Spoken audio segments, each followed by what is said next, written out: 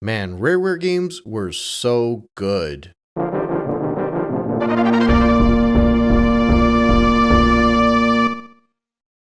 For a solid 15 years, starting from the late 80s, there were few other studios able to accomplish what Rare was able to do. Regardless of what your first console was, if you were gaming at the time, chances are there was a Rare game that earned a lot of your love. I feel like they've been talked about a lot, but Rare was founded by the two brothers Tim and Chris Stamper.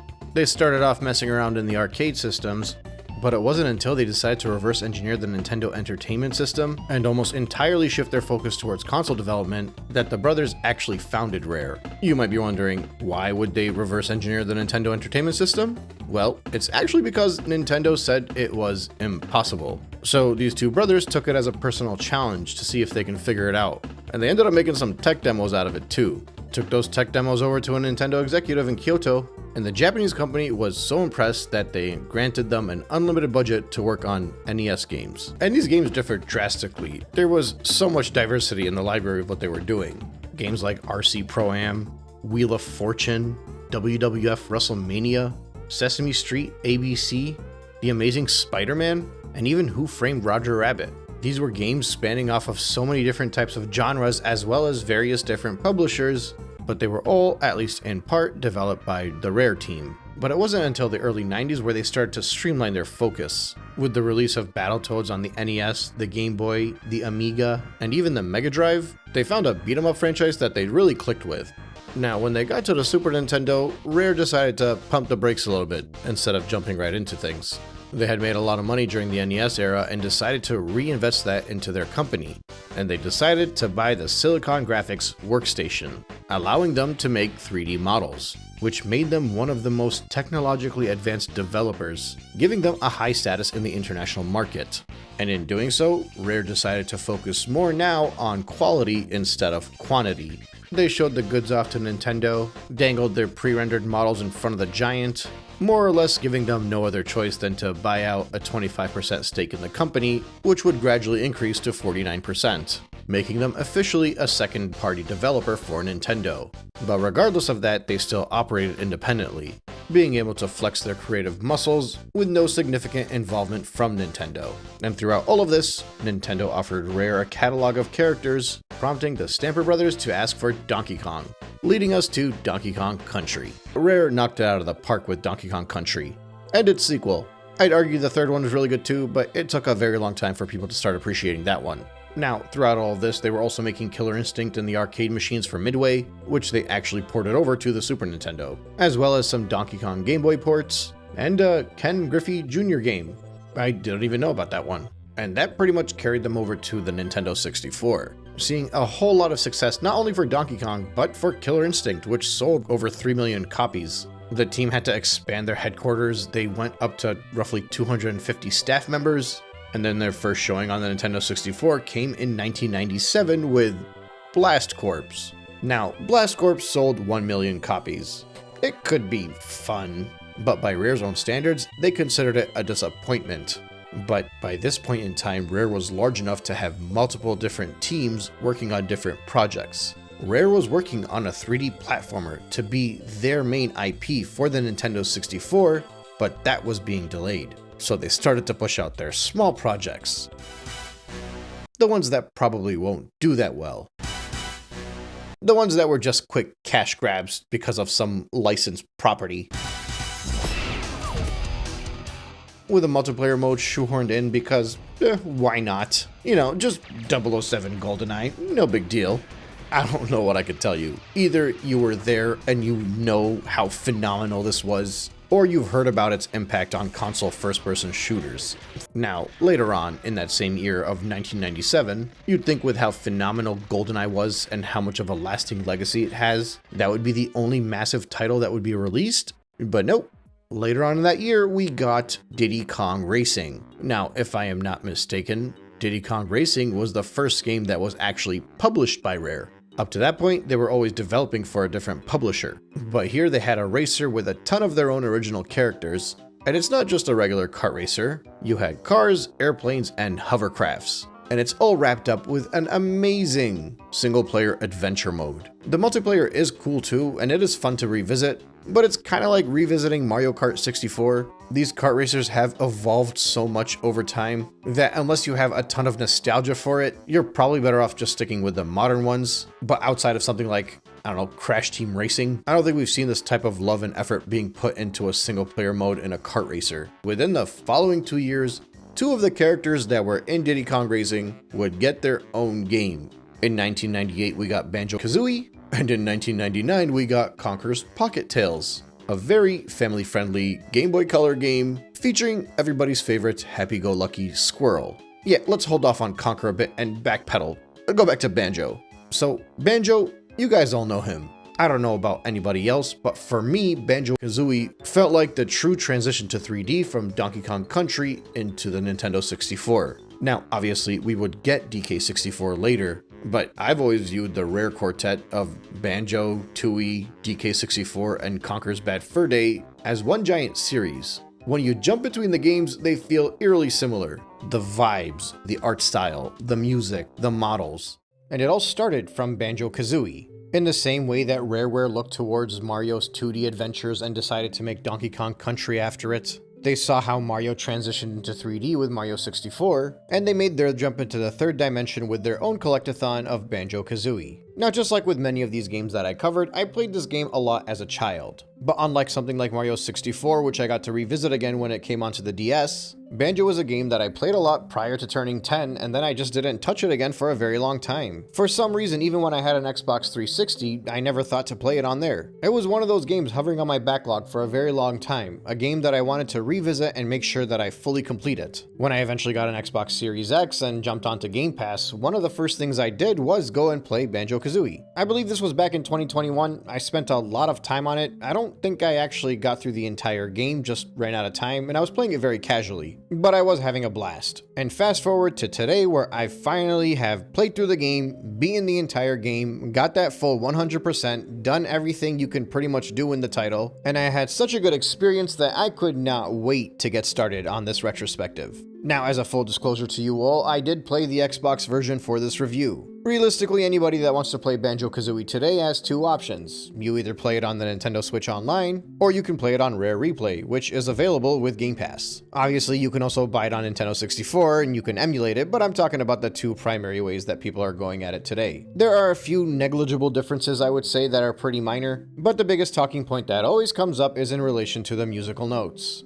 You see, every single world has 100 music notes that you need to collect. This is very similar to what was seen in Super Mario 64, where each course required you to collect 100 coins in order to receive a star. In Mario 64 and in Banjo-Kazooie on the Nintendo 64, you have to collect these 100 MacGuffins in one go, which means the challenge is not only scattering across the entire level or world that you're in order to find all of these musical notes, but it's also in being able to survive and not lose a life and not exit the stage until you hit that 100 number. Which, to put it simply, in some stages is much easier said than done. I've heard supposedly that when Banjo-Kazooie was originally made, they had intended that every music note you collected would just be grabbed. You wouldn't lose it if you left the stage. But due to the limitations with the Nintendo 64 cartridge, rather than being a collectible that you would grab and it would never respawn, it became more similar to the coins in Mario 64, where every time you leave the stage and return, the music notes are there, and it's all about grabbing all 100 in order to complete the task. When Rare was brought out by Microsoft and this game was brought over to the Xbox, that was no longer the case. The music notes became a collectible, which means as long as you can grab one, it's there, it's yours. You can lose a life, you can exit the stage, you can come back, and you still have that music note. Which obviously led to some of those fun discussions that you always hear when stuff like this has changed in games throughout history. The OG BK64 fans believe that if you decided to beat it on Xbox, that doesn't really count, you took the easy way out. And to an extent, I understand it. I think they have a point. It's kind of like when people use save states and rewind features in old retro titles. The older fans are like,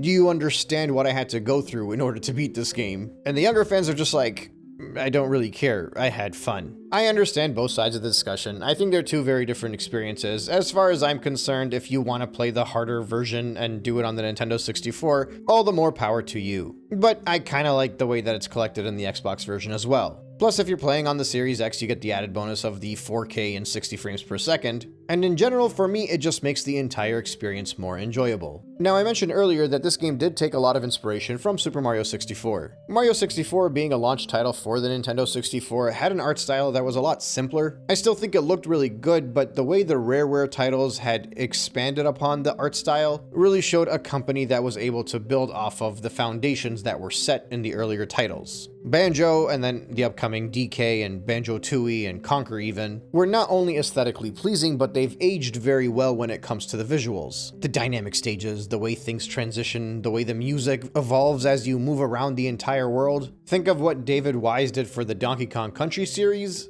Grant Kirkhope did that for Banjo-Kazooie. That atmospheric ambiance that just takes you into the game as you're moving through it, not only because the visuals are evolving as you advance throughout the stages, but the music just complementing it so well. Even the audio cues of the enemies around you feel like they're just one with the music. I mean, look, I'm not an audiophile by any means. I don't know much about music in general. So I'm perhaps one of the worst people to actually sit here and go into detail about how the music of these games make me feel. But it's just so properly done that I know that if I don't mention it, I will regret it. The same way that Donkey Kong Country music captivated me on the Super Nintendo, the Banjo-Kazooie music just took it a whole nother level when it was brought into the 3D world with this beautiful and goofy collectathon. But the advancement in the visuals and the music was not all that changed from Banjo as compared to Mario 64. One of the biggest mechanical changes that many people consider to be a vast positive in comparison to Mario 64 is the fact that when you collect the primary MacGuffin, you do not get kicked out of the stage. So if you remember in Mario 64, when you grabbed a star, you got sent back out of the painting and you had to jump back in. Many people viewed it as a negative in Mario 64, but I feel like that game was actually designed around that mechanic. There were many stars that, in my opinion, were actually made better because you got kicked out of the stage, because otherwise it would just be very tedious to try to figure out how to get back centered and know where to go next.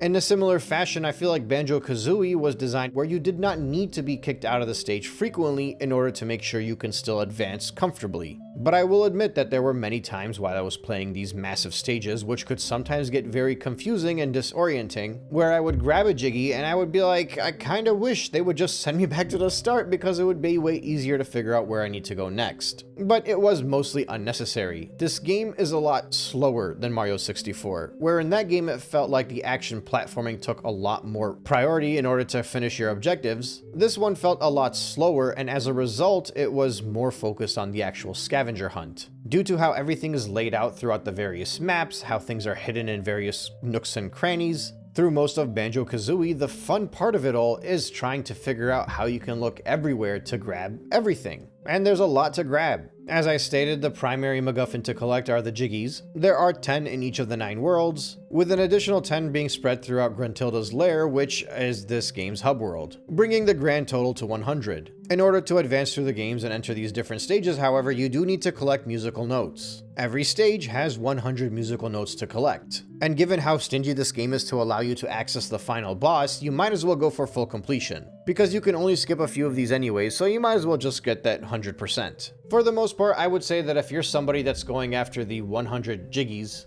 and the 900 music notes, that's more than enough. And keep in mind, in the same way that I went through all of the stars in my 3D Mario videos, my plan through this deep dive is to go in through each of the stages and discuss every one of the Jiggies in the game. Where to find them, how to grab them, and all the fun lessons and friends that we make along the way. However, in order to be able to grab these things, you actually need to collect other stuff too. Each stage has 2 honeycombs, with an additional 6 that are in Spiral Mountain, which is the training zone before the game actually starts. And as you collect more of these honeycombs, you'll gain more health, which will allow you to have a higher ceiling going into the end of the game. There are also something like 115 Mumbo tokens spread throughout the game. These are needed for when you visit Mumbo in order to get an animal transformation, which I will cover as I go through this retrospective. But you technically don't need to collect every single one of these, but I think you're still going to need like 75 of them to get through the end of the game. That being said, while I was going through this adventure and I was looking for music notes and Jiggies, I would always bump into many Mumbo tokens, so unless you're adamant about collecting every single one of them, it could almost be an afterthought. Now mind you, while I did say there were 10 jiggies in each stage, one of the jiggies in every single stage requires you to traverse around the level and find 5 jingos, which are these cute little guys. You might have to listen out for an audio cue in order to find them, they'll whistle if you're nearby, but similar to the Mumbo tokens, when I was looking for the jiggies and the music notes, I would bump into the jingos more often than I would actually have to think about. But still, that does mean they are more required collectibles that you have to grab in order to get to the end of the game. And then obviously there are some moves that you have to unlock, warp cauldrons that you can find in Gruntilda's lair to help you get around, 3 total Cheetos cheat codes in order to allow you to cheat in the game, which you don't have to do. Spread throughout the map as well as Gruntilda, who is Gruntilda's sister. There are 10 Gruntildas spread throughout Grunty's lair to be specific. And then you have the famous stop and swap stuff that was meant to be implemented in the Nintendo 64 version, but it was completely scrapped on the Nintendo 64 and brought back in on the Xbox versions. This allowed some kind of synergy between Banjo-Kazooie and Tooie. I won't be spending too much time discussing this, mainly because I think I'd rather focus on it during the Tooie retrospective. Which, by the way, next I'll be doing Donkey Kong 64, followed by Tooie, and then Conker's Bad Fur Day. I think that just about covers everything, and it might sound very overwhelming, but for the most part, if you just narrow your focus down to getting 10 jiggies in each stage, and 100 music notes in each stage, and the 10 jiggies that are spread around Gruntilda's lair, that should really simplify the objective. Which, speaking of objective, there is actually a story to this title, and it more or less starts off with the witch Gruntilda asking her pot, Dingpot,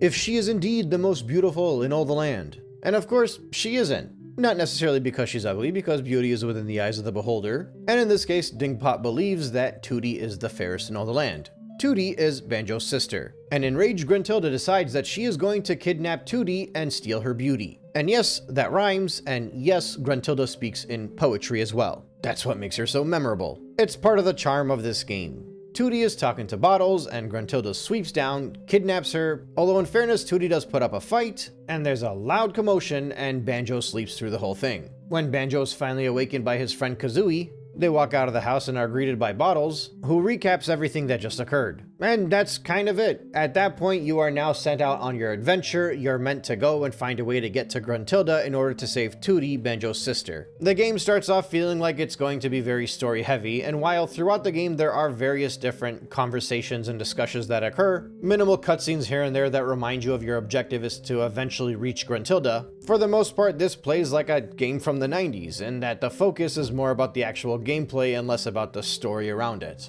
Quite frankly, I put more effort into knowing what the story was just because I was making this video. For the most part, when I was playing it, in my mind I was just like, yeah, I gotta find a way to collect everything so I can go get the witch and save my sister. And for me that's enough. But I understand that the story is very important for many others. And that's why I think the actual dialogue between the characters, the charm, the quippiness of Kazooie as she argues with pretty much everybody they encounter, makes this a very delightful experience to run through, not only if you're thinking about the gameplay, but also if you're looking for some dry humor to carry you through the adventure. All in all, while this is obviously a dated game, I mean it's getting close to 30 years old now, it still feels like the type of game that was designed so well that even if you're somebody that did not grow up with the Nintendo 64 era, you could revisit it and appreciate the presentation of the entire experience. But how about this? Instead of sitting here and trying to justify to everybody why I love this game and why I think it's so good, I'm ready to jump into the actual experience. I want to go through every single stage, discuss every single jiggy, and break down this entire adventure into excruciating detail because Banjo-Kazooie is one of the most famous games of all time and it deserves to be treated as such. So how about we all head over to Spiral Mountain and continue the discussion there.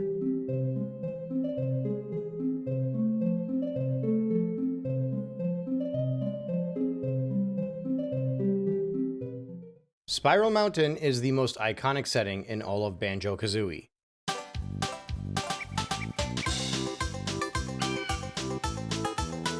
In fairness, it is a typical bright green grassland with sunny skies and an amazing upbeat melody that is pretty par for the course for these types of games. But ironically enough, it's also the space in the game where you'll spend the least amount of time. It effectively serves as nothing more than a tutorial, and once you're done everything that you need to accomplish, anytime you exit and return to the game, you'll be starting off straight from Gruntilda's lair. Contrast that to something like Mario 64, for example, where when you exit and return to the game, you're always going to be starting outside the castle grounds. It's not really a knock against Spiral Mountain by any means, but I think it's funny how memorable this location is despite the fact that you spend very little time here. But in fairness, it holds pretty much the entirety of the first impression of this game. You play as Banjo, Kazooie is your friend, she lives in your backpack, and Bottles will be spread around Spiral Mountain, allowing you to interact with him to not only see all of the different types of characters you have in this title, primarily through the dialogue between Kazooie and Bottles, but also every one of these molehills are a chance for you to learn a new move for Banjo. On repeat playthroughs, this tutorial can be skipped, and once you do skip it, you'll get all the collectibles in the stage. Those collectibles being the extra honeycomb pieces. I stated earlier that every stage has 10 jingos and 100 music notes to collect. Well, Spiral Mountain is kind of the exception. Really, the mission here is to just learn how to play and get all of your health pieces. It's that early game playground that offers you a chance to really mess around and figure out how the physics of the game work. Again, not too dissimilar to the castle grounds in Mario 64.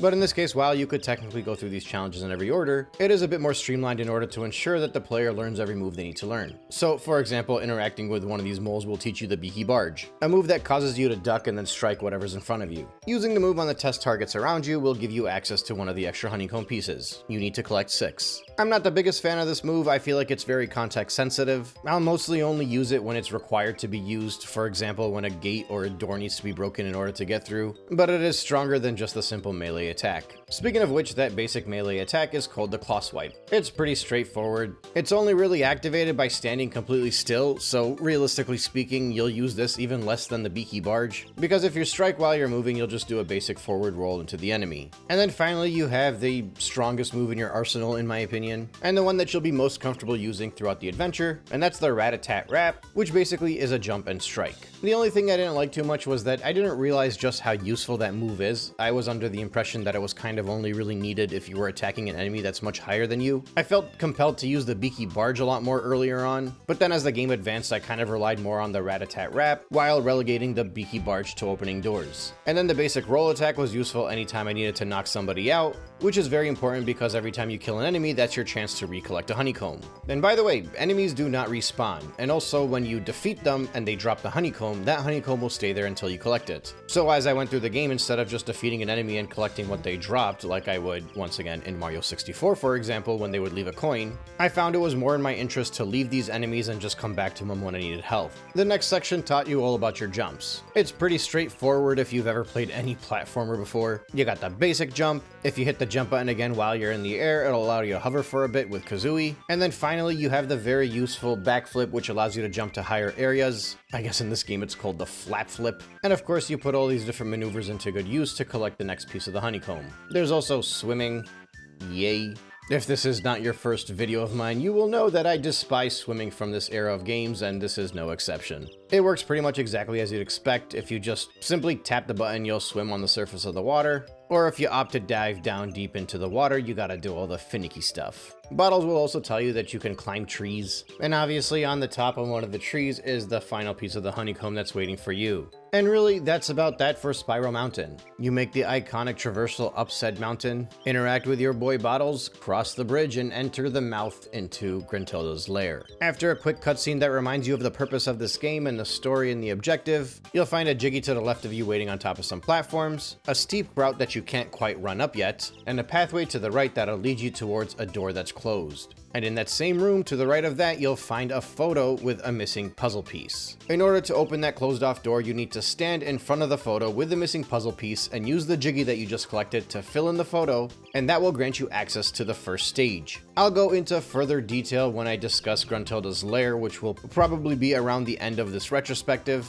but that's kind of how the order of operations goes as you expand through this game. You'll be blocked off from certain areas until you either uncover enough music notes in order to access them, or you'll learn a new move as you advance through the game, which allows you to access areas that you otherwise would have never been able to move through. Now, I'm generally the type of person that likes to fully complete a stage, in that I mainly like to grab everything or almost everything before moving on to the next level, so I never found myself really needing to backtrack, nor did I find that it was necessary that I couldn't access a certain area. But for the average person, as they're going through Gruntilda's lair, the way the lair kind of evolves as you run through it gives you ample opportunities to jump around and do stages in a different order, but within reason. Again, not too dissimilar to Super Mario 64, where different stages and levels of the castle are hidden behind locked doors on various floors. But there is a caveat in that Gruntilda's lair is a lot more confusing, or rather it can be a lot more confusing, and that's primarily because it's much larger. But we'll get back into Gruntilda's lair later on in this video. For now, let's head over to Mumbo's Mountain and collect our first batch of Jiggies.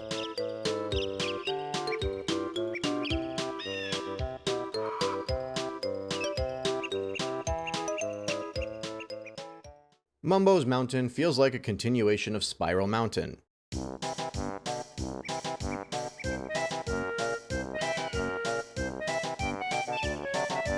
It has the same aesthetics and the same theming, and obviously that means it's just more of that same green level 1 grassland aesthetic that we're so used to in these platformers. And I mean, why wouldn't it? Spiral Mountain was really more or less a training ground, and as I previously stated, if you decided to skip the tutorial, you wouldn't even have to go through Spiral Mountain. So it actually makes a lot of sense that Mumbo's Mountain looks the way it does, plays the way it does, because effectively it is the first stage in the game. Now, what I really like about Mumbo's Mountain is just how segmented off everything is. And while there are a few exceptions here and there, this is going to be setting the tone for how most of the stages are laid out going forward. Obviously, I am going back to compare this to Mario 64, because while playing through that game, oftentimes it felt like when you started a stage there was a single path that you were primarily meant to follow. That path would often lead you to the first objective, and that's despite the fact that the stages were for the most part just a giant open sandbox. But while following that path, you would see the entire level. It was a way for you to use the first objective to just get a feel for how everything is laid out.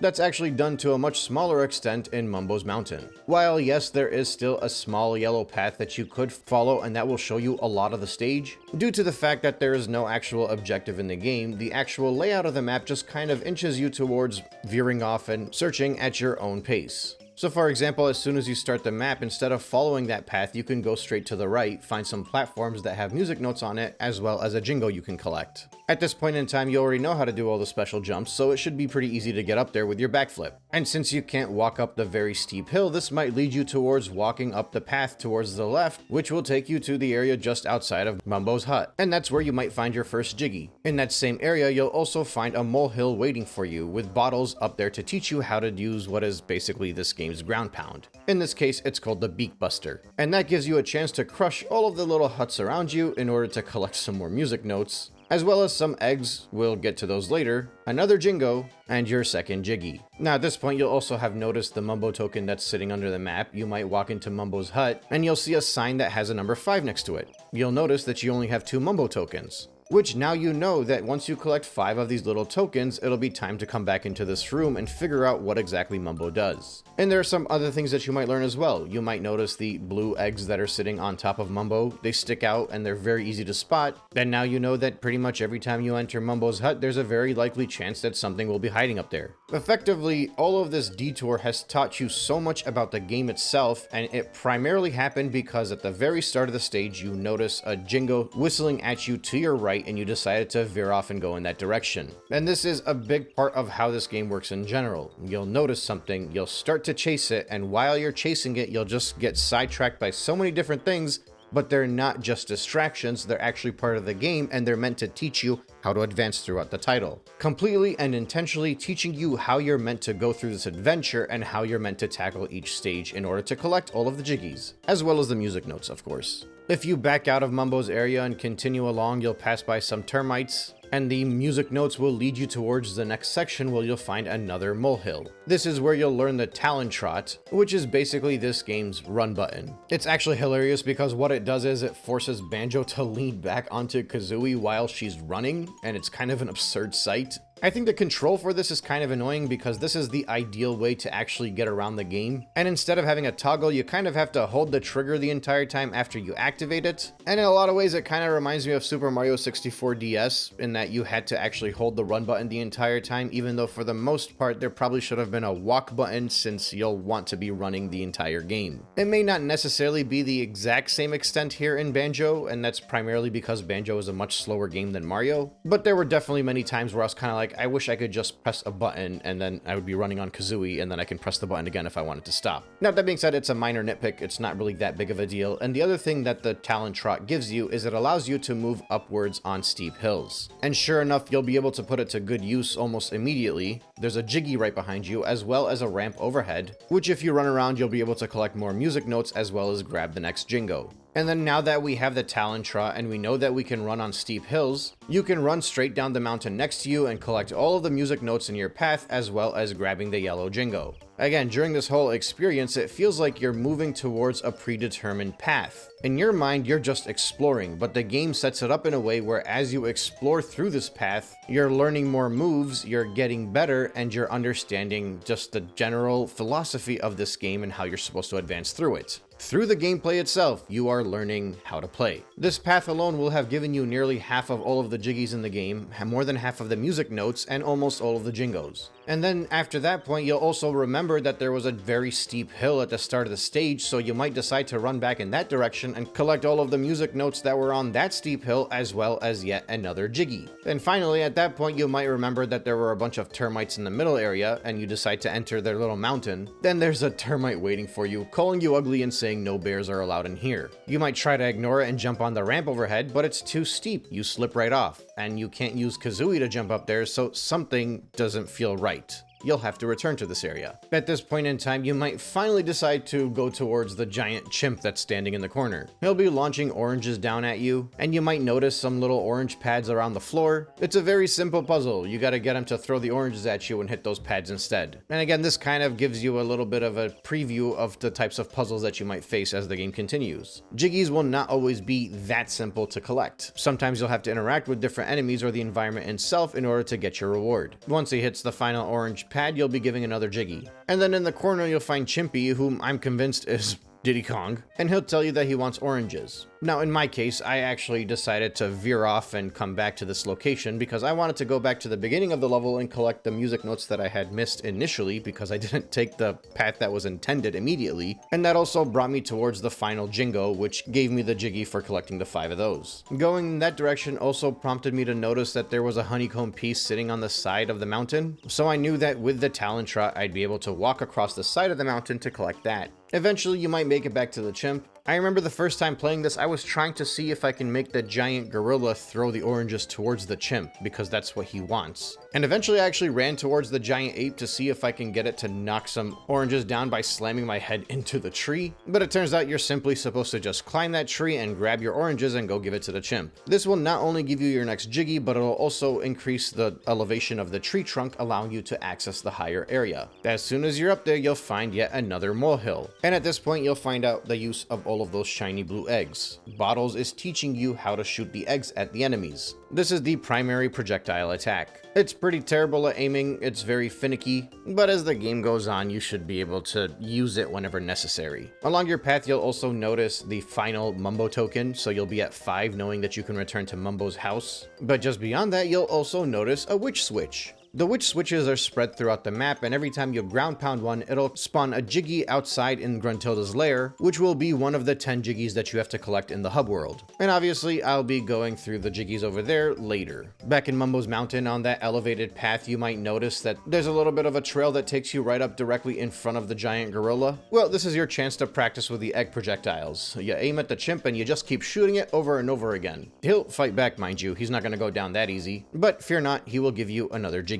And finally, now that we have the 5 Mumbo tokens, we can go back to Mumbo's house. But before that, you also might have noticed the spinning totem pole with giant open mouths, and you might have figured that you could shoot something into those mouths now that you have a projectile, and if you do so, you'll be granted yet another jiggy. And now you can go into Mumbo's house, speak to Mumbo, and he will transform you into a termite. Now, the animal transformations are hit or miss throughout this game. Something I really appreciate them, and this goes for the entire game in general, is just how the animations of their movement looks. Like, I feel like they put a lot more effort into how they actually maneuver rather than the actual movesets that they're given, or lack thereof rather. They are extremely context sensitive and are kind of annoying for me, to be honest. We'll have a little bit of a deeper discussion about this later, but this is a very simplified foreshadowing to the type of annoyance that you're going to be getting in the next RareWare title that requires you to frequently jump back to one specific area in order to transform or change into another character. The difference is in this game, it's not nearly as mind-numbingly painful. Plus, just like with everything else in Mumbo's Mountain, this first transformation is very straightforward. With this termite, you can now climb into that termite nest. Then basically, the Talentra can only get you a certain height, while this termite can take you even higher than that. This will give you the final music notes that you're looking for, as well as the final Jiggy at the very top of the stage. And with that all said and done, the only thing that remains is the final piece of the honeycomb, and this is actually probably the most obscure collectible in this stage. Once you go back to that totem pole, if you shoot down the first 2 of them, you can jump on the 3rd one, and that'll allow you to collect the 2nd extra honeycomb piece in this stage. I kind of like how obscure this one is. Almost everything in Mumbo's Mountain feels very straightforward, it feels very planned, and it's all there with a purpose in order to teach you about the type of things you need to look for going forward in the game. I think players that will eventually realistically have to look up a guide in order to find this 2nd honeycomb piece, especially if they're the type of people that feel compelled to collect every single thing before moving on to the next stage, this collectible specifically will make sure they understand that going forward in the title, it's not always going to be as clear and in your face as everything else was. So once again, just like with everything else in this level, there's yet another way that you learned about the way Banjo-Kazooie expects you to play, expects you to advance, and expects you to learn about all of the different things this game has to offer by simply giving you a very memorable and a very enjoyable introductory stage that does a phenomenal job setting the tone for everything that's to come in this amazing adventure. And now that we have the first official stage all wrapped up, we can head over to the tropical island that is Treasure Trove Cove.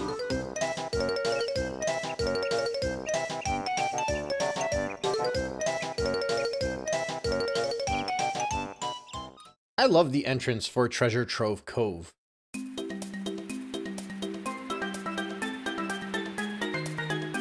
I don't know what to say, the whole idea of jumping into a literal treasure box is pretty cool. The stage itself is bright, it's vibrant, it's very welcoming in a lot of ways, and it just adds a little bit more difficulty and a little bit more requirement of mastery of your maneuvers in this game. While the stage is still segmented off into different sections in the same manner of which the previous stage was, all the different areas kind of blend together in a way that makes it feel a lot more cohesive. But once you actually do break it down and start to run around, you'll get a feel for just how much larger the stage actually appears to be. And that's primarily because there are multiple layers to the stage itself. Whether it's by working your way upwards, swimming in the water, or figuring out what's necessary in order to unlock certain locations. To put it simply, because once again, this is a Nintendo 64 3D platformer, if Mumbo's Mountain was this game's Bob-omb Battlefield, then Treasure Trove Cove is very clearly this game's Whomp's Fortress. Just like in Mario 64, the training wheels are now off, and it's up to you to put that training to good use, whether that comes in the form of the platforming, the searching,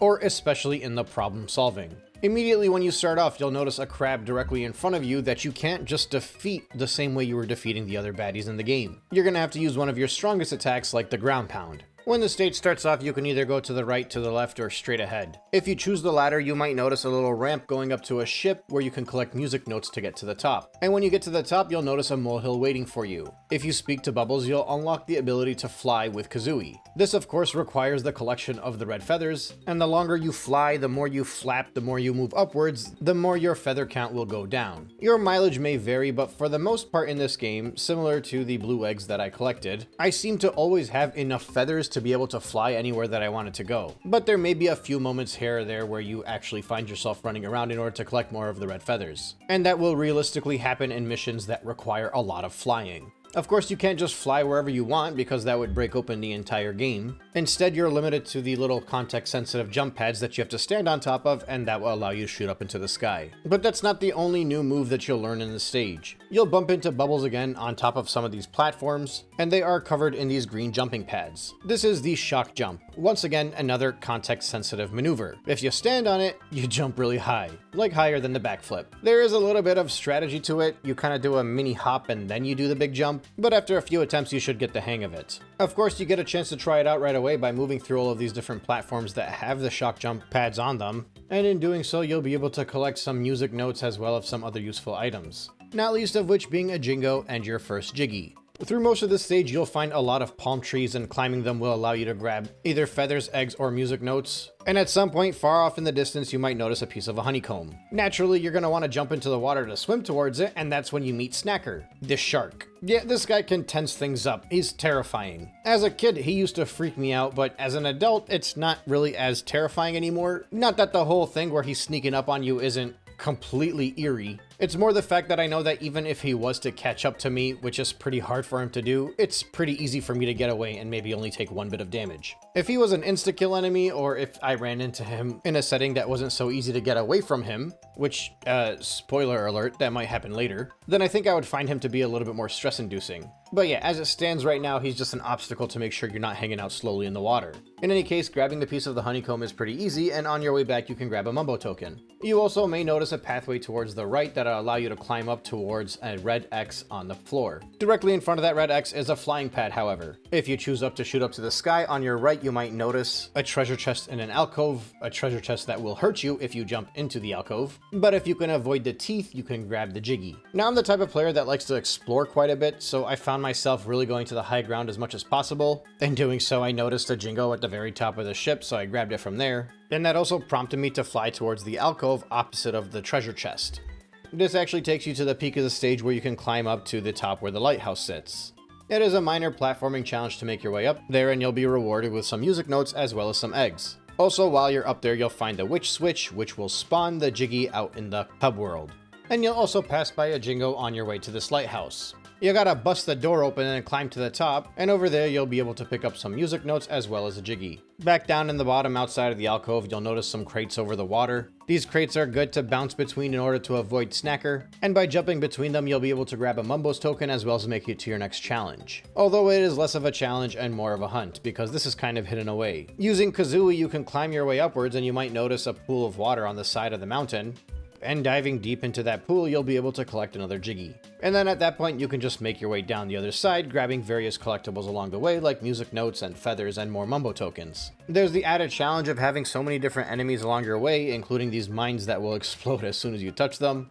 And there's also a Jingo waiting for you right at the corner of the platform. And then what I thought was really cool was when you grab the Jingo, you might notice that there's a platform just below you that seems like it's out of reach. And sure enough, if you're curious enough, you'll realistically jump down, and as a result, you'll be rewarded with another Jiggy. I always like these types of rewards that feel like they're hidden away and you're not intended to go towards them. But then you appreciate it because you know that the devs were intending on you to be able to see that bit of ground to jump on, and they hope that you would then want to jump down onto it in order to grab the Jiggy. And then obviously there are some platforms you can jump between to take you back to the main area. Now eventually, if you fly around the stage enough, you might notice one of the flight pads have a red X painted on the floor just behind it. If you were to ground pound that red X, it would turn into an arrow and it would point towards the direction you're meant to fly. If you follow that route, eventually you'll find another red X. Once again, you're meant to ground pound it and fly in the direction of the arrow.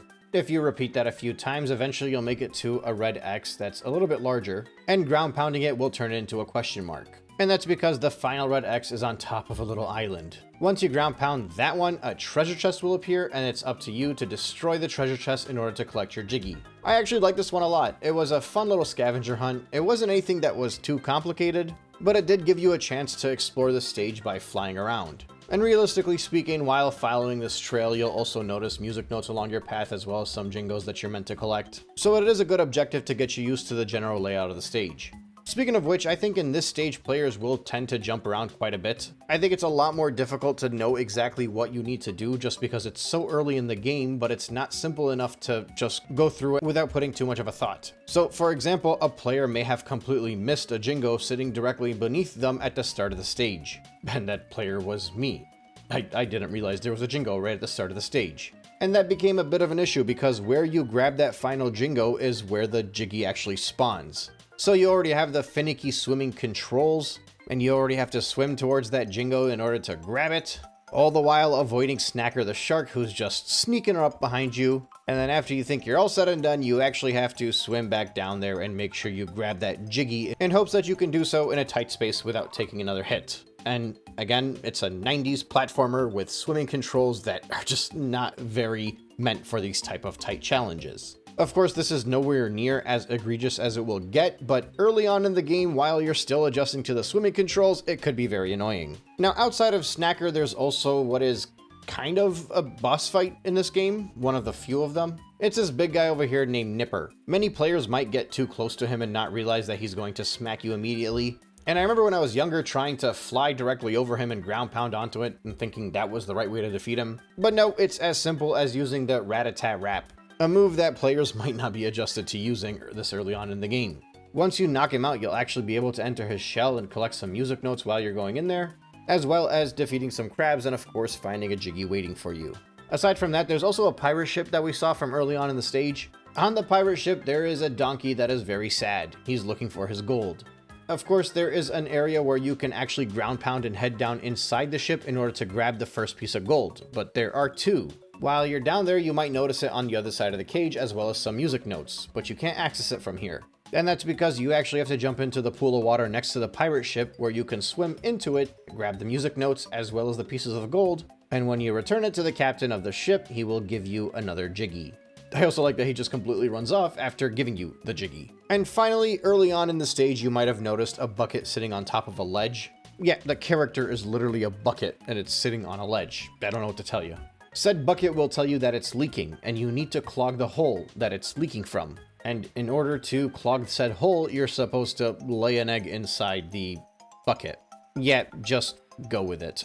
This will actually sink the water that's surrounding the sandcastle down, and it will put you in a room with a bunch of letters on the floor. You might notice on the wall that it says Banjo and Kazooie, and you might actually notice that the game you're playing is called Banjo-Kazooie. And well, if you put 2 and 2 together and you can spell out Banjo-Kazooie in 100 seconds, you'll be able to defeat the enemy that's hiding behind the cage and collect the Jiggy. Now this is a bit of an aside because I didn't do this for my playthrough, but this is the room where you're meant to spell out some cheat codes. For example, if you spell out blue eggs, it'll increase the maximum amount of blue eggs that you can collect from 100 to 200. Red feathers will increase the red feathers, and gold feathers will increase the golden feathers. We'll cover the golden feathers in the next stage. These are codes that you'll actually learn by interacting with Cheeto throughout the game. This is also the room where you're meant to put in all the different codes for all of the stop and swap stuff. But as I said before, I'd like to save all of the stop and swap stuff for a later discussion. Also, just a heads up that there are some other cheats that'll give you more eggs and you can fly higher, and there's a few other things that'll just kind of break the game in, like unlimited Mumbo tokens and honeycombs. If you use those, it will no longer allow you to save the game after that point, so just do that with caution if you're going to mess around with it. But yeah, that's pretty much it for Treasure Trove Cove. I know I kind of jumped around a bit. I covered some of the simpler Jiggies later on, and it's primarily because that's how I went through the stage. It was the second stage that I was playing. It was a lot more complex than the earlier one, and it had been so long since I had played Banjo-Kazooie that I almost felt like I was relearning the game all over again. And I imagine for many players going into this stage blindly as if it's their first time playthrough, they would experience a similar situation that I did. You'll run around a lot, interact with a lot of different characters, and if you're like me, you might assume that you need to return to some of these challenges later because you're not equipped enough to handle what they are. Turns out, aside from the shock jump and the flying, you were always equipped as soon as you entered the stage, but it might take a second to learn that. And I remember even on older playthroughs from many years ago, I kind of appreciated this level a lot more because going into it, I wasn't sure if I had to jump around between stages in order to fully unlock everything. Now, if I'm not mistaken, there's going to be one upcoming stage where you can't actually collect all 10 Jiggies as well as the 100 music notes without exiting and then returning later when you uncover a new power-up. But outside of that, once I finished Treasure Trove Cove, I realized that pretty much I can go through every single stage, just completing it as I go along. And that actually made it a lot easier to advance through the game because I never found myself in a position where I was in an area and wondering whether or not I could accomplish the task that's around me with what my current arsenal holds. And I just think it's a good way for you to evolve as a player jumping from stage. If Mumbo's Mountain taught me of the philosophy of the game and how I'm supposed to go around and explore and solve puzzles in order to make sure I collect my Jiggies and notes and other collectibles, Treasure Trove Cove made me realize that even if it appeared to be difficult at face value, I will almost always be able to accomplish the task that's directly in front of me with the moveset that I have at my disposal. And that made the rest of the game a lot more simpler because now I knew what I could do. I knew that if I wanted to go through each stage and fully complete it before moving on to the next one, I was allowed to do that. Again, with the minor exception. And I really appreciated that Treasure Trove Cove taught me that. But, and here's the kicker, I also knew that if I did not want to do the next stage, I could actually skip it and come back to it later. And that's because I always hated the next stage the most. Meet me at Clanker's Cavern and I'll go into more details.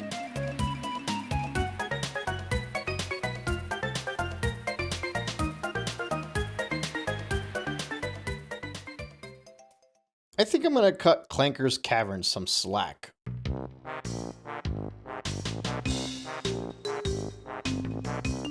It's not that there's nothing wrong with it.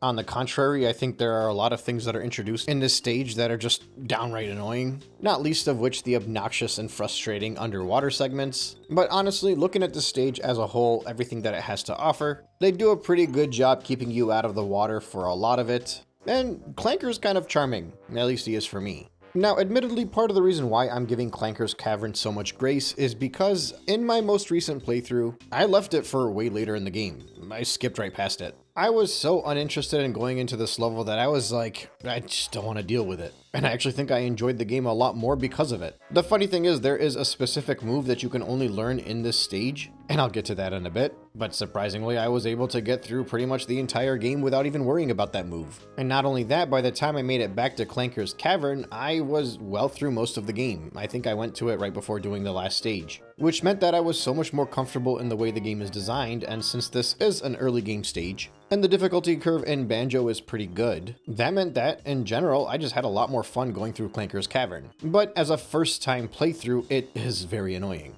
And it's not only because of the swimming. So the first and probably most annoying thing you'll run into is in this starting area. There are these enemies that pop out of the hole in the wall, and it's just very obnoxious until you get the hang of things. They'll always jump right out and you have to attack before they jump out, which means that the first few times you pass by one of them, and maybe even later on in the 10th and 20th time you pass by them, if you're not preemptively striking, you will realistically get hit and potentially fall down. Now, once you figure that out, and if it's always there in the back of your mind, you'll be fine. But as an enemy designed in the way that it is, it's tedious to say the least. Like in most cases when you're playing a platformer, you're meant to see an enemy and then react and try to defeat it. In this case, you're guaranteed to take some damage, at least the first few times until you get the hang of things. And it works in some franchises, like this works in a Sonic game, for example. It's a speed-based reaction platformer that you're supposed to be replaying over and over again to get better at. This game is very light on both the action and the platforming for that matter, so it seems very out of place for what it is. And it'll be very annoying later on in one of the final stages. But aside from that, the game starts you off in the opening area where it's pretty easy to just kind of maneuver around and climb your way upwards and collect some music notes, as well as some feathers and a Mumbo token. If you're doing this early on in the game, which is what you're meant to be doing, you'll probably have to get the hang of just being able to walk on the narrow pathway and not fall over a bunch of times. But like I said, if you're doing this level last or second last, it's actually pretty fun and pretty easy to get through. After that, you're swimming down and over to the main area where you can grab some more music notes before being greeted by the giant Clanker right in front of your face. It's such a cool and iconic introduction to a character in my opinion, even if it could be very terrifying for some people. Surrounding Clanker, there are some platforms you can jump on, as well as some tunnels underwater that you can swim through if you're curious enough. This is all in the main area too, so realistically speaking, most players will decide to just kind of go in a circle around the walls and see what they can find. And sure enough, swimming through one of the tunnels will lead you to your first Jiggy. Now, I didn't really touch on this earlier, but this is one of those games where you're limited on the amount of time you can spend underwater, so your air meter could potentially run out, which would mean obviously that you would lose a life and had to start from the beginning. And considering that this is a vast underwater stage and a lot of locations you gotta dive deep downwards, it could be problematic. And again, if the swimming wasn't so finicky and hard to control, specifically in tight areas, this wouldn't be that big of an issue, because you'll be encouraged to swim around underwater through some pipes to grab the various collectibles like the music notes and the eggs and whatnot. Now, players might also notice that there are some platforms around the outside of the wall that they can't quite reach, so they'll have to curiously look underneath the water to figure out how exactly they're meant to reach those. While doing that, you might eventually run into yet another underwater tunnel, at which point you'll find yourself a Jingo. Beyond that, there's a little bit of a platform that you can actually jump on and a ramp that you can climb up, and if you hover and jump through some windows, you can grab a few collectibles, including a music note. And finally, there's one more underwater tunnel that you can swim through that'll lead you to some crabs that you have to defeat, as well as music notes that you can collect. And once you defeat those crabs, I guess they're called snippets, you'll be able to collect the next Jiggy. So basically, the game kind of sets you up in order to figure out how to work your way upwards, but you don't know how to get anywhere because everything is too high for you to reach outside of one or two areas. So the game effectively forces you to explore. And eventually, as you spend enough time going around and looking underwater, you'll find a hole with a chain going through it that Clanker is actually attached to. And really, you're forced to swim all the way down there because, well, there's nowhere else for you to go. And I don't know, I just feel like it's good game design. You're rewarded for looking around above on the surface, but eventually there's nowhere to go but down, and the game is forcing you to go down there in order to move on to the next segment of the level, basically. When you get down there, you might notice like a little wind-up mechanism underneath the water that's attached to a lock, and that's basically the key that's holding Clanker down. You gotta swim through it a few times, and that will actually force Clanker to move upwards. Now, while you're down there, you'll also have to keep an eye on your air meter, right? You're not going to be able to swim all the way down and go back up. And lucky for you, there's a fish that's swimming around that leaves air bubbles for you to grab, just like in Sonic the Hedgehog, actually. In addition to that, there are music notes that are all around the ground, as well as a jingle for you to collect. Honestly, that whole section below, it doesn't seem all that complicated, but it's very annoying just because of the swimming. Like, you can maneuver around with the swimming controls, it's not the worst thing, but those tight and accurate moments really stick out here. In any case, once you've gotten everything you need from down there, you can now move up where Clanker is on the surface of the water, which means you can jump on his fin and get on top of him. There's a lot of music notes down his spine as well as a jiggy closer to his tail. And now since he's given you some elevation, you can actually use him to get to the higher areas that you couldn't reach before. Like I said, the game guided you upwards by making you go down initially. And actually, if you climb straight up his tail, you'll be able to jump to a window and grab another jiggy, as well as some music notes that are just below it. After you're done with the rare of Clanker, you can use his side fins now to get to those platforms that were just out of reach earlier on. These will put you on a whole separate path that allows you to collect more music notes, as well as Mumbo's tokens, jingos, the whole works. Some of them will require the creative use of a shock pad, others will require ground pounds so you can slide through some ventilation systems. But the point is, as you go through these linear paths, you should be able to grab everything that you need in order to complete the stage, including jingos. He also has a blowhole, which I don't think sharks have a blowhole, but I also don't think that sharks are made out of metal. But that blowhole will shoot a platform up that'll allow you to grab some more music notes and, of course, another jiggy. Now, at that point in time, players should have about 3/4 of all of the music notes and roughly half of all the jiggies. They've collected basically everything they need to collect on the outside, and now it gets a little bit confusing. And well, it's because you have to go inside Clanker now. There are a few ways to enter the rusty metal shark,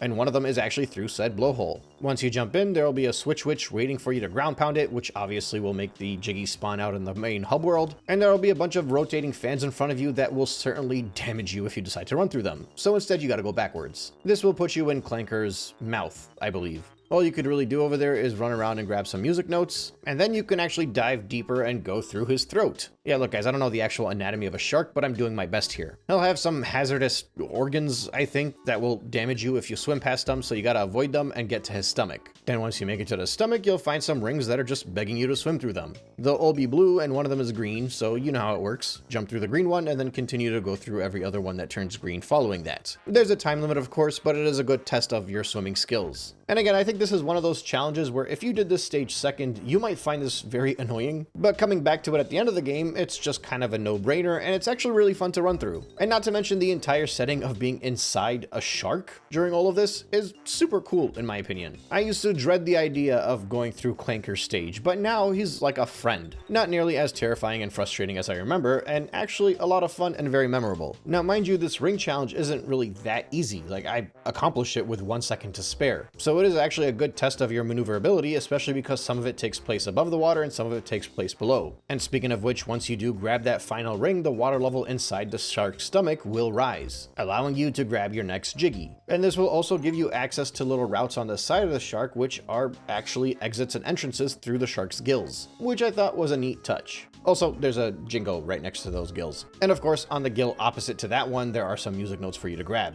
Now, with the raised water level, you might also notice that there's a flying pad on the side opposite of the jiggy that you grabbed inside the shark's stomach. This, of course, allows you to fly over to the other side of the stomach and go through the pathway up top, which I guess is the other throat of the shark. When you go through that, you'll enter a room with more spinning blades, but you'll also see bottles where you can talk to him and learn your next move. You might have noticed throughout the stage that there were gold feathers for you to collect. This is basically an invincibility power-up, but you can only have 10 of them at a time, and the longer you use it, the more your gold feathers will run out. It's a move that's very useful, but I did go through pretty much the entire game without using it because I didn't actually need it. There are some segments similar to these spinning blade ones where you will eventually run into them and you'll just kind of have to like take damage and continue to move along. But I don't know, I was able to get through the entire game without this attack, and I'm guessing for the most part, most other people will as well. Now, that being said, in this specific challenge, you are actually going to have to activate the invincibility, and that will allow you to run through all of the straight spinning fans and collect your next jiggy. And of course, they'll give you a few more golden feathers so you can run back as well. And finally, with your newfound ability, you can actually jump back into Clanker's blowhole.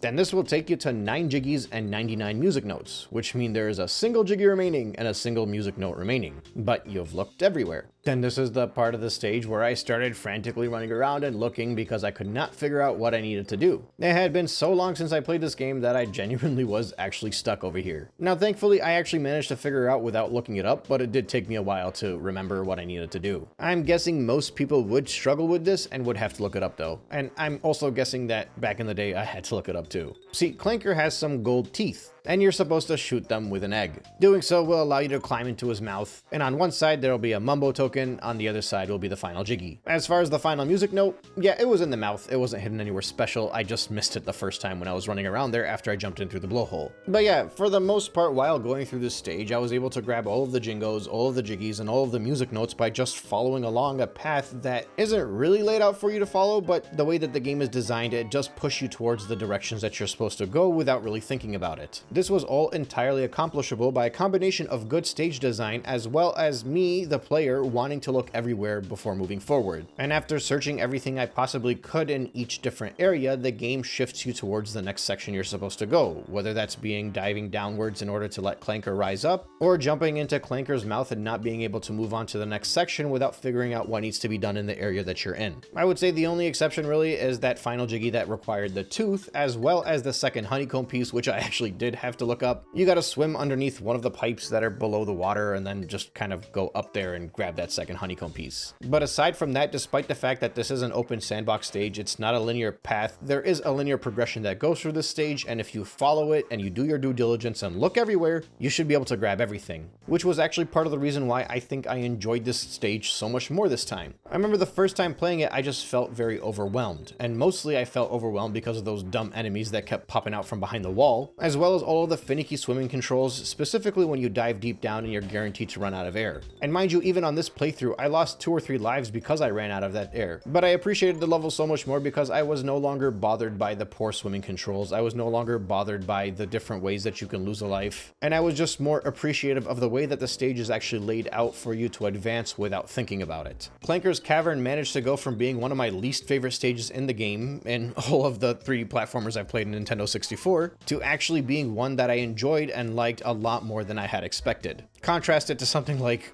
Jolly Roger Bay in Mario 64, where I always feel like you spend way too much time swimming. Over here, believe it or not, the area and volume that you're supposed to be swimming in is not nearly as big as Jolly Roger Bay. It's really just that one segment where you gotta dive way deep down and swim through the keyhole that's obnoxious. Everything else is pretty surface level, on the surface. And then obviously you got the vibes of the stage and Clanker, who's just such a memorable character. I don't know, I didn't think I would love this stage as much as I did, and that's kind of why I'm praising it so much right now. But all told, I think Clanker's Cavern is designed very well, and it does an excellent job guiding a player where they need to go without the player realizing that the game is actually holding your hand through most of this. And considering it's only the 3rd stage in the game, I think that's great because it gives the player a sense of agency, almost as if they're figuring it out all on their own, and to an extent they are, but the game is helping you realize that. And it's kind of important for a player to realize it that early because as you run through Gruntilda's lair and find out how to advance over to the next stages, which again, I'll go over that later, you'll learn that especially in the hub world, there are a lot of moments where you'll have to search as much as you can in order for the game to push you towards the next section that you need to go. And specifically in the next stage that you get to, there is a lot more responsibility on your own back to figure out how to accomplish everything set in front of you. Then actually, let's head right over there. I will meet you at Bubblegloop Swamp.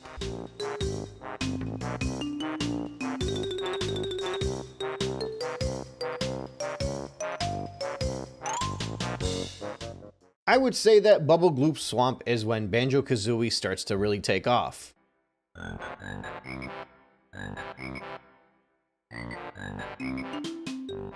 In almost every platformer or collectathon I played growing up, there comes a point in time where the game just kind of starts. This is the moment where you no longer feel like the game is guiding you. Like through the stages prior to this one, you feel like the game is still trying to teach you the rules of how to advance through every stage. The different maneuvers, the different types of puzzles and whatnot. The challenges do increase as you go stage to stage, but you still kind of feel like you're being guided. But then after those first few levels, you no longer feel like you're being taught, and now it feels like you are instead being tested. And once you hit Bubblegloop Swamp, it just continues to test you going forward up until the end of the game. This is the 4th out of 9 stages. You're effectively in the mid-game now. And through the next 3 stages, you're really going to feel it. Now, Bubblegloop Swamp feels massive. It's another one of those stages that are completely segmented off, and in a lot of ways it could actually be very disorienting. You start in one of the outer edges and there is a hub in the middle, and almost every time I run towards that hub and need to figure out where I'm trying to go next, it's like a whole new route to a different area opens up that I didn't realize was there before. This is not an easy stage by any means, but it's also not the hardest one in the game. And like I said, when you're playing through it, it feels like it's the first time the game actually respects you and it's putting you to the test. Fairly early on, spread throughout the level, you'll notice that there are pockets and pools of toxic waste that you can't walk in. You'll take damage. And you also might notice a Jingo that you gotta carefully jump towards, as well as a Mumbo token just sitting in the toxic waste. Once you make it to the center of the stage, on the path immediately to your left, you can take a floating lily pad, climb this stem in order to grab a Mumbo token, and then end up on top of an egg. The egg is kind of like a Russian doll. You gotta smack it in a few different locations wherever there's an X. And once you get to the core of it, you'll get your first Jiggy. Around the center of the stage, you'll also notice an area where you'll walk into and you have these yellow and black frogs that start to jump towards you. They could be a bit annoying and slippery to get a hold of, but once you defeat all of them, you'll get another Jiggy.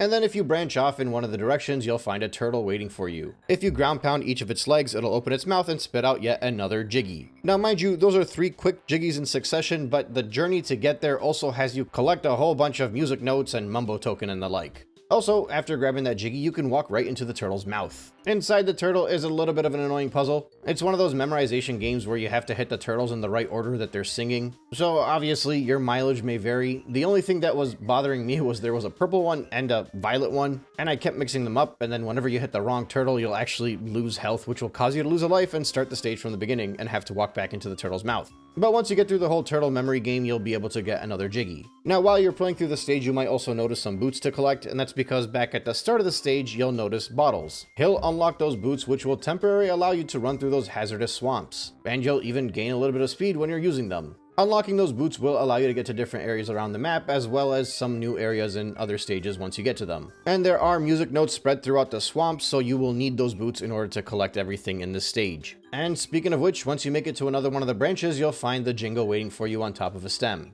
As you continue to explore, you'll find yourself in another branch of the map. You'll notice a shock pad, and that'll allow you to jump up on top of some huts. If you crush the huts, each one you smash will give you another jump pad that you can move on, and one of those will lead to the witch switch on your path too. And of course, at the very top of that will be a Jiggy waiting for you. Now mind you, now that you have the boots unlocked, there's also a Jingo behind the turtle that I mentioned earlier, although technically you can try to grab it real quick and just take a little bit of damage and jump back to the surface. There's also a switch at the very middle of the stage, which most people will probably try to grab first. When you ground pound that switch, you have to run up the platform in the middle. It's a very narrow path and you're going to need to move fast, so it is much easier said than done to work your way up there in order to grab the Jiggy. And on the way up there, you can take a little bit of a detour to grab the Jingo as well. And then finally, at some point, you might notice that there's a giant alligator that you can't really interact with. To the left of that is a ramp that takes you upwards, and then at the top of that ramp are some boots that you can grab, and then you have to run through the swamp while collecting music notes on your path in order to make it to the end of this challenge. Along the way, there will be a switch that you can ground pound, and you have to run across the narrow path very quickly in order to grab the Jiggy. This will realistically get annoying because if you fail, and you're likely to fail because of how narrow the path is and how quickly you have to move, you're gonna have to climb all the way back up there and go through the maze yet again.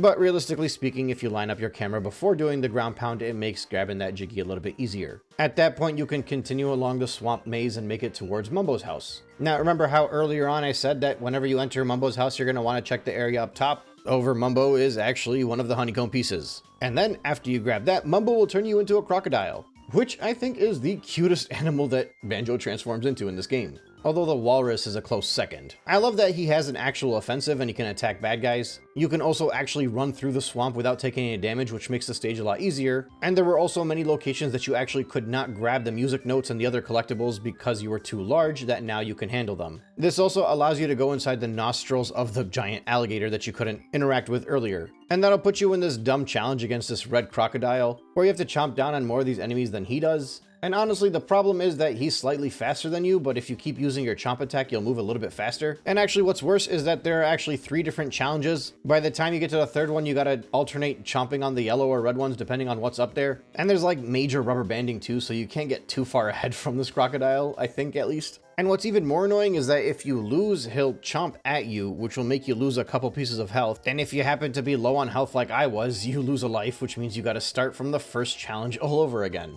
Now, thankfully, when you lose a life as an animal, you get to respawn as the same animal, so that makes things a bit easier. On the plus side, when I did lose my life, I did decide to go around and look for everything that I couldn't collect yet, and that led to me grabbing the rest of the music notes as well as the final jingo. So finally, I went back to the crocodile, took on the challenge in order to grab my 9th Jiggy. This time I managed to get through all 3 of them without failure. Now, once again, the very last challenge is the one that kind of threw me off the most. I figured it had something to do with the golden crocodile at the beginning of the stage because it didn't do anything with it yet. And it turns out you just have to feed it an egg. After you do that, the golden crocodile will transform to a different part of the stage. And obviously at that point you have to run there and you have to feed it another egg. And then it goes all the way back up where all of those huts were. Feed it an egg there, follow it to just behind the giant crocodile and feed it yet another egg, out to the corner of the swamp behind the turtle. At this point, the mouth closes and opens a lot quicker, so the timing is a little bit finicky, but at this point, thankfully, you also get the Jiggy. I'm not gonna lie, that challenge felt very pointless because you had already been around the map in its entirety pretty much, and there wasn't really a time limit to it or anything. I think if I had done that challenge first and then it would have allowed me to spread around the map and learn all the different locations, it might have helped a lot more, but doing it last just felt kind of mind-numbing. And as per usual, the one thing that seems to always get me is the final honeycomb piece. Turns out it's just above the podium that's inside the turtle.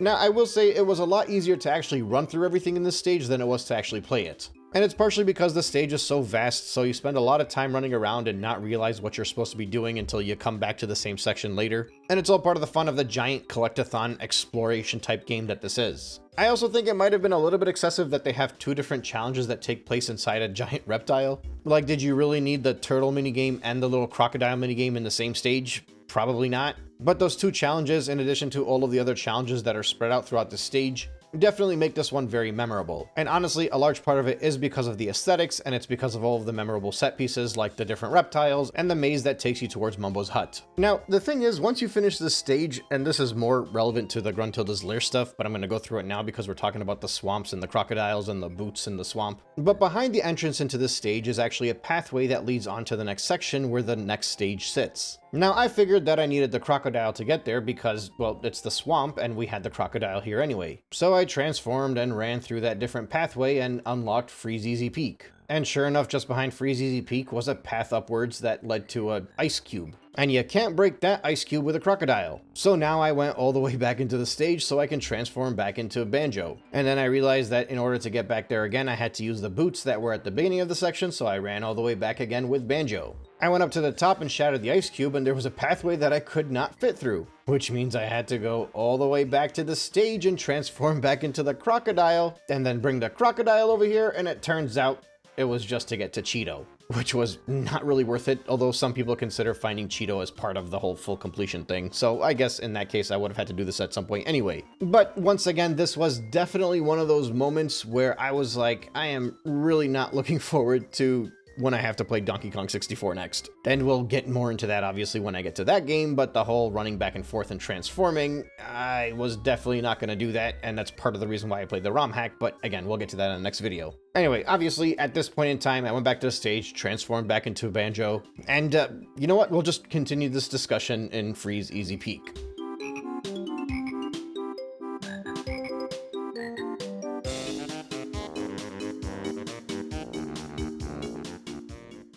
Freezeezy Peak has some of the best vibes in this game.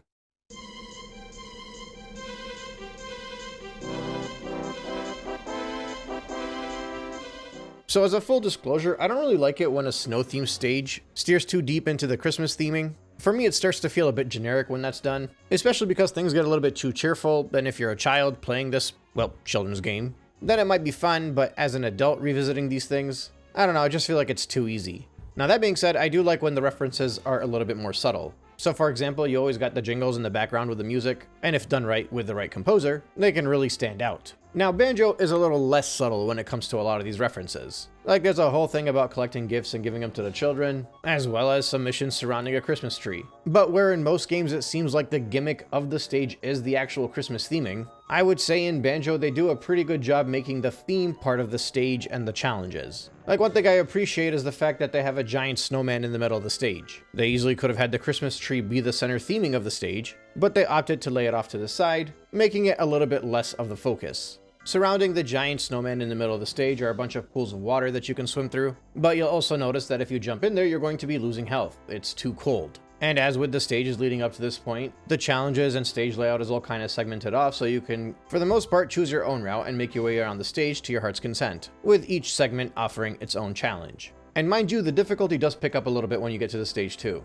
There are a bunch of challenges that you might have to actually repeat more than once, and the most infamous of those challenges will involve the flying attack, and I'll get to that shortly. Now when you enter Freezeezy Peak, just off to the side of you, you'll notice an igloo. Inside the igloo are little bears who are sad because they do not have their gifts. Apparently their dad was supposed to bring it to them and he's been gone for ages. And then you work your way down and you find an older polar bear who's just laying on his back and saying that his stomach aches. I'm assuming this is the father. Now you might think that a quick ground pound on his stomach will fix his stomach ache, but no, actually it doesn't. But what these interactions with the cubs as well as the papa bear do is it allows the player to interact with two separate objectives that you gotta keep in the back of your mind now as you go through the stage. These are basically laid out right along your path, so it's clear that the game designers wanted you to think about this as you go through the level. Now if you make your way down the stage, you'll be able to collect music notes pretty much everywhere along your path, and you can kind of take a second to learn the stage while following those music notes. Mumbo's hut will be on the right. You'll notice the green boots that'll allow you to run through the freezing water without taking any damage, and you might jump around between the platforms and grab your first present that you gotta collect,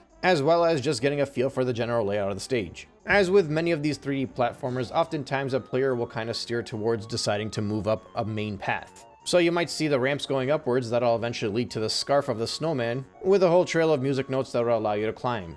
Following said path will take you to your first Jingo, your first Jiggy, and another present for the cubs. There'll also be a flight pad at the very top of the snowman, but you might be more intrigued by the sled. And if you jump on it, you get a fun cutscene where you just slide your way downwards and land right on the belly of that sad bear. This of course will make him spit out another Jiggy, and then he'll just go run off to prepare for a race. I guess the presents for his cubs are just not a priority. Eventually you'll also run into that Christmas tree that I mentioned earlier.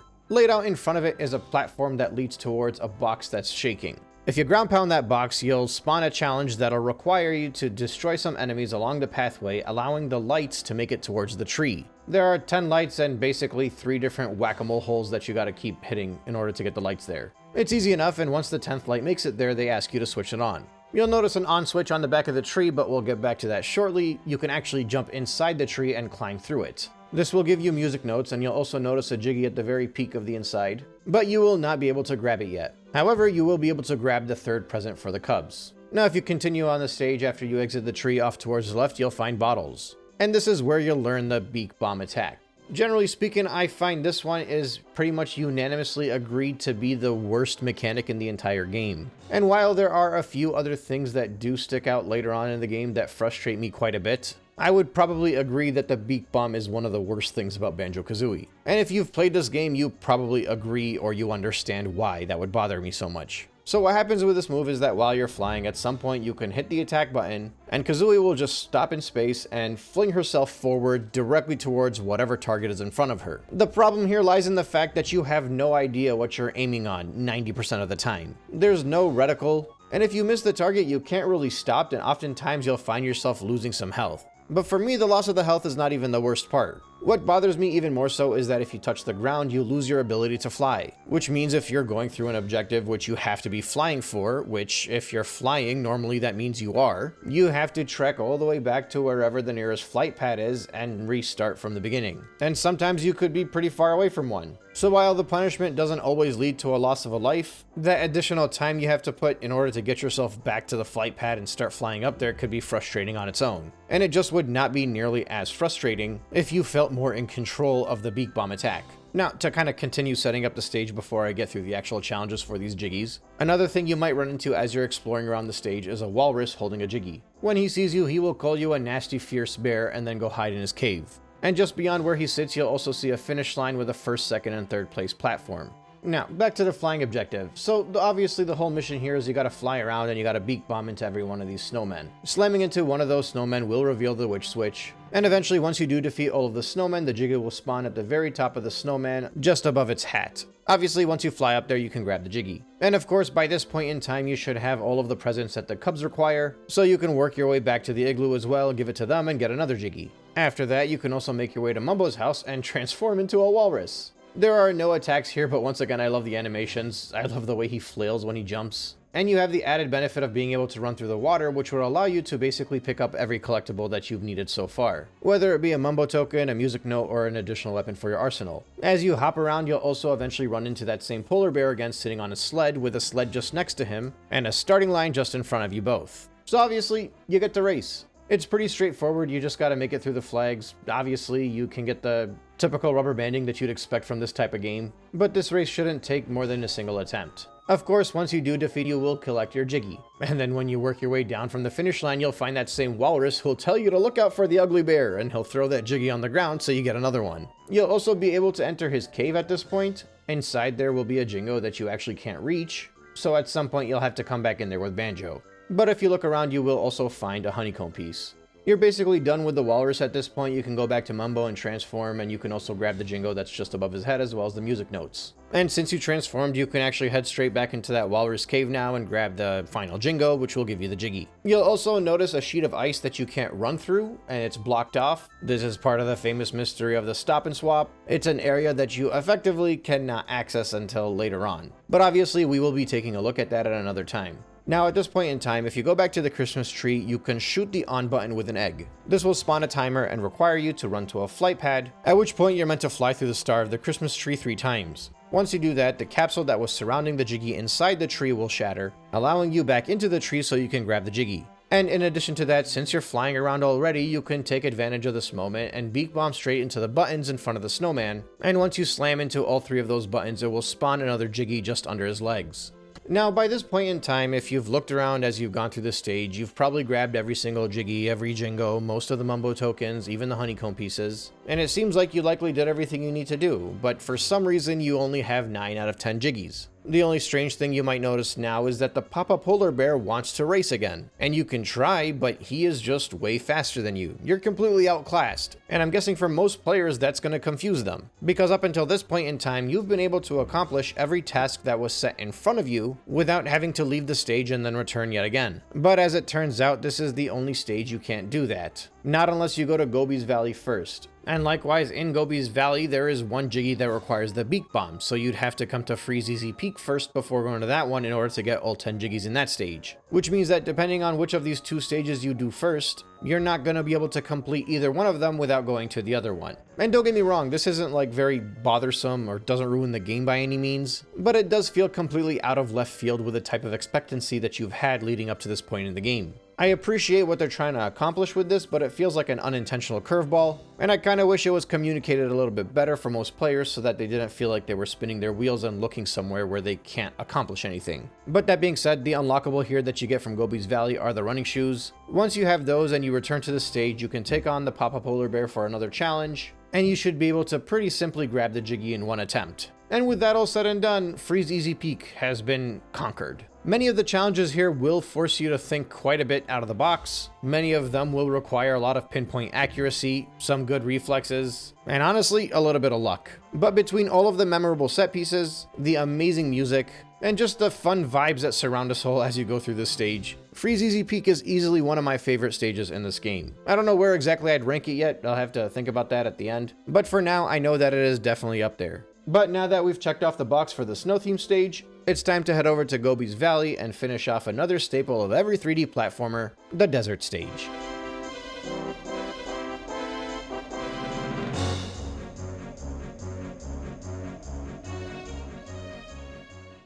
Gobi's Valley is kind of forgettable.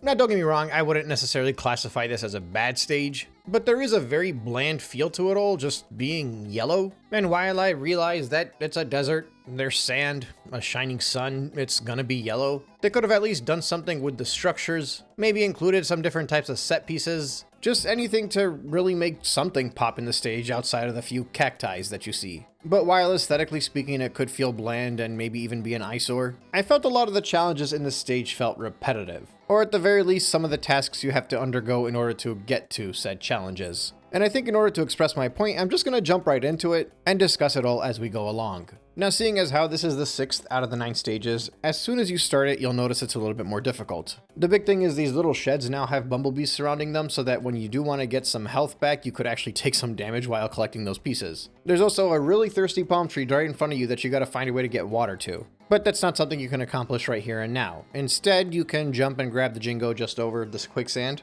and then run straight up the ramp while collecting music notes. You'll make it to some quicksand that has music notes on it, and you'll notice that when you jump on there, you'll lose some health. You won't immediately lose your life, you can jump out of it, and in that regard, it's very similar to the damage you would take in the swamp or the frozen water in the previous stage. In the main area, you can climb your way upwards on this Sphinx named Jinxie, and if you stand on the platform directly in front of him, he'll notify you that his nose is clogged. And of course, what better way to clear your sinuses than to shoot eggs inside those nostrils? But before dealing with his nasal issues, you can also take the flight pad on his back, and you might notice a smaller statue just next to him with a ring that you can fly through. As it goes, you fly through one, another one pops up, you fly through that one, another one pops up, and so on and so forth. And then naturally, after you do that a few more times, the Jiggy will pop up and you'll be back at the flight pad. At this point in time, you take flight yet again. Only here instead, you have to hit the target to your left with the Beak Buster, and that'll open the door for the pyramid down below, where you have to quickly run down there and get inside. Once you're there, you can collect the music notes and a Mumbo token, and then you gotta find a way to help this guy serenade his snake so it can rise upwards. And that's because just above the basket is a Jiggy. So the snake likes eggs, and you gotta get him to pop out by feeding him those eggs. And once that's all said and done, you can climb up the snake and grab the Jiggy up top. So already we've kind of had repeated uses of eggs, repeated uses of flight,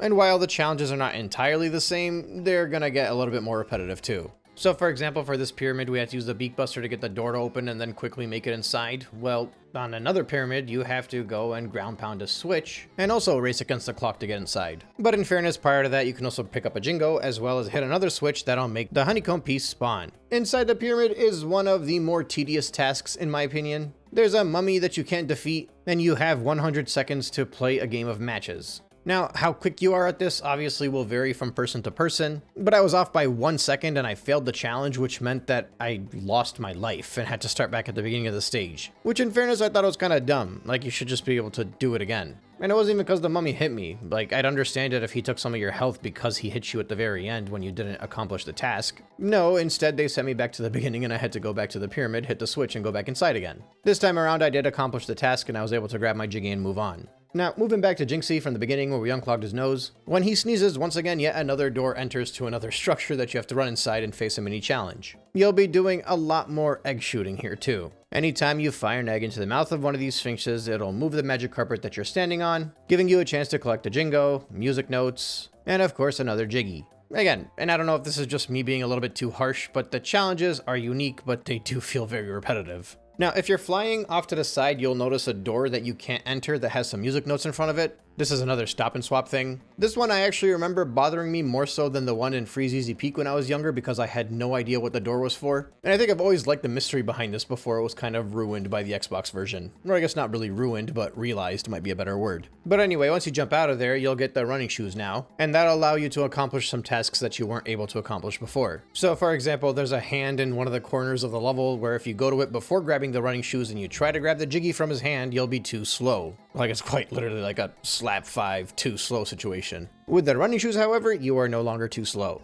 You can grab that Jiggy. Now, additionally, in the middle of the stage, you'll find more of those little Sphinx dogs that are just sticking out on the side of a platform in the middle with nothing on top of it. You'll have to travel around the side and shoot an egg into the mouth of each one of them, and some of them will move and be a little bit more difficult. And once that's taken care of, a pyramid will pop out on the platform overhead, and another door will open, and once again, you'll gain access to yet another structure. This one is very unfriendly, however. You gotta run through a maze, and if you don't do that in the right time, you're done. Like squished by a ceiling of spikes that falls on you. Holy crap, RareWare. It also has the added annoyance of making you start back at the beginning of the stage, but thankfully you can run straight back into the pyramid without worrying about shooting eggs into those dogs' mouths again. Anyway, after my second attempt, I was able to find the exit point for the maze, and that did earn me some music notes, a Jingo, a Mumbo token, and a Jiggy. What is annoying, however, is that when you go back to the maze, there's still a dumb timer. Like, I kind of wish at this point you'd be able to just leisurely go around and collect what you want to collect, especially because there is a witch switch in this maze, which means you have to run around and find that switch.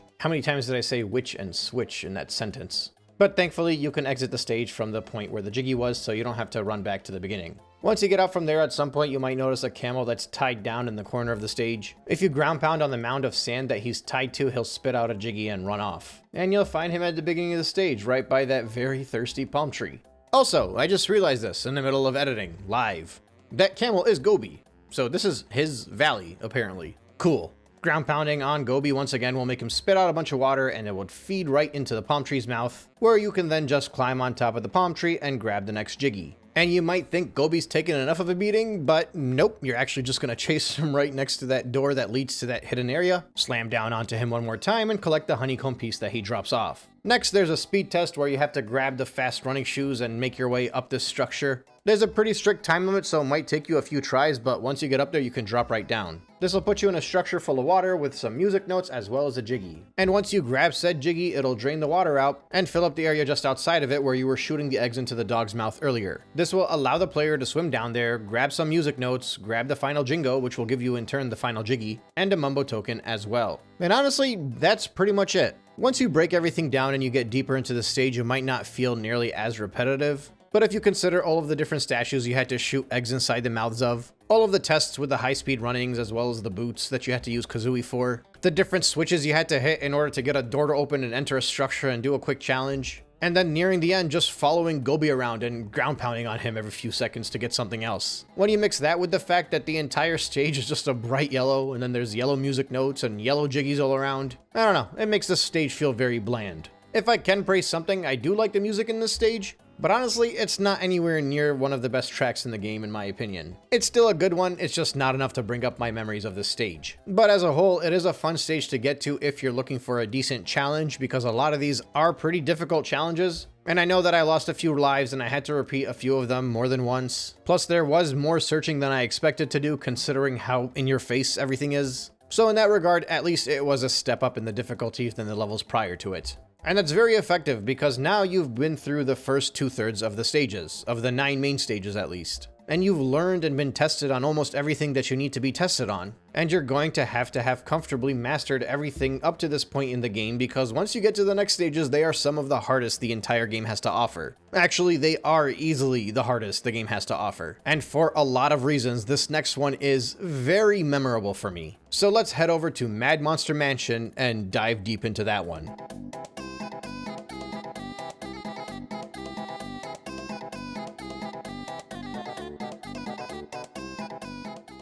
Mad Monster Mansion might be the best haunted theme stage I have played in the past year.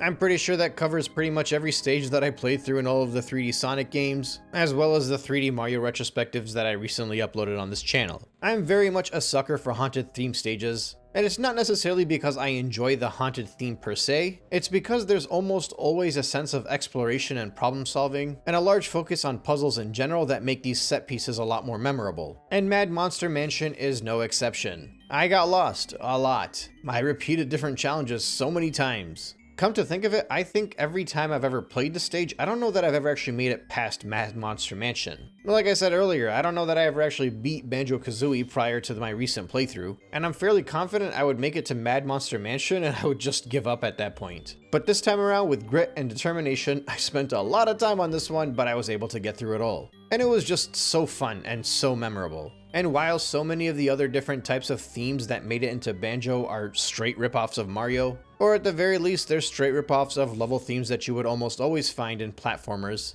the haunted theme doesn't always make it. And in this case, I am so glad it did, because I think I enjoyed it about as much as I enjoyed Serena Beach and Mario Sunshine. Due to the way I ran around this stage, this segment is going to very realistically be all over the place. But I'm gonna do my best to structure it in a way that we can easily get through it. And look, the room alone leading up to this stage is so cool. It's like its own hidden hub with these tombstones all around you while you walk up to the entrance of the stage. And of course, as soon as you enter, there's a mansion right in front of you. You can climb up to the top of it, collect some music notes as well as some eggs. And as you're moving up there, you might not even realize just how big it is until you make it to some jump pads. And near the top, you'll even find a Jingo waiting for you. And what's nice is while you're going up there, you can actually get a decent look at most of the stage. All of these different areas surrounding the mansion that you'll eventually have to run through. So while you might think that the main focus of this stage is the mansion, it's actually the entirety of the property. But that being said, at the very top of the mansion, there's a chimney that you can fall right through. This will drop you down into the fireplace with a giant dining table with a ghost sitting in the middle of it and a Jiggy inside him. If you walk on the hardwood floor, you will awaken this ghost.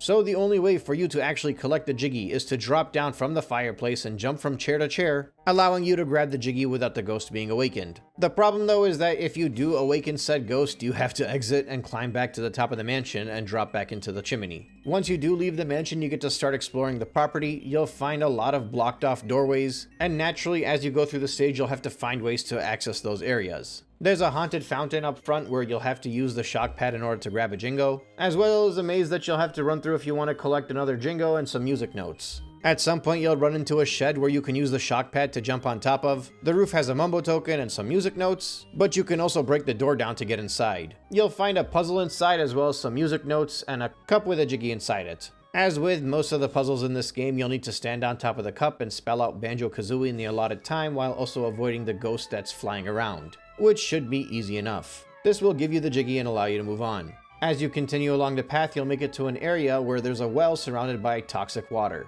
Jumping into the well and swimming downwards will let you collect some Jiggies, some music notes, a Mumbo token. Outside of the well surrounding the wall, there's also some music notes to collect as well as eggs and feathers. And of course, you can grab a hold of the boots to make it a little bit easier to get around. Something you also might not immediately realize is a lot of the gates can actually just be straight pushed open. This actually slowed me down quite a bit because I had completely forgotten about it. After slamming one of the gates open, if you go back to the area by the fountain, you can get some fast running shoes and within the allotted time make it back towards the entrance of this building. When you enter, you discover that it's a church. There's a giant organ directly ahead of you too. This whole segment is just awesome. It's also just strange how big everything is, like you have to use the foot pedals of the organ to jump up to the stool that allow you to get on the keyboard. Now you get to your fun challenge. We're making music. The giant ghost hand will play the organ and you have to press whatever key he presses. This whole ordeal is pretty easy, but to be fair, the more difficult part is making your way to the top of the organ where you can grab the Jiggy. At this point, you can jump on the flight pad too and head up to the rafters where you can collect another honeycomb piece, as well as a Mumbo token, and you can also ground pound the witch switch. Before you exit, you need to work your way back down below and jump on the benches and grab all of the music notes before you leave. This of course will be much easier said than done because the ghost will be right up on you. And when I lost my life, that meant I had to break the gate open again, grab the running shoes again, and run back into the church yet again. But once that's all taken care of, now you get to the front of the church. As you run around the church, you'll notice some of the tombstones are actually enemies that'll pop out and chase you. And of course, you'll also realize that you can climb to the top of the church. This will give you a whole bunch of music notes as well as give you a chance to climb to the very peak to grab yet another Jiggy. Back down at the bottom next to all the tombstones, you might notice some flower pots. Laying an egg inside said flower pots will make flowers pop out. And obviously, once all the flowers have bloomed, you can collect yet another Jiggy. Next up is one of the more difficult aspects of this stage. I don't know if it's just me, but I did not realize that you can slam through the windows on this mansion. In hindsight, it seems very obvious. Most of these windows are boarded up, so the ones with lights shining through them should intrigue you enough to at least want to break them down and jump in. When you get inside one of them, you'll find a toilet, but it'll say that you are too big to go down there. And there's pretty much nothing else here, so obviously we'll be coming back to it. And likewise, when you crack open the window on the other side of the mansion, you also can't do anything because you don't fit beneath the floorboards where you can find the honeycomb piece. So by this point, it should be pretty clear to most players that what's needed at this very moment is to grab the Mumbo transformation. In order to do that, there's actually a very easy way to jump over the fence that I just didn't notice before. And that allows you to enter the hut and transform into a pumpkin.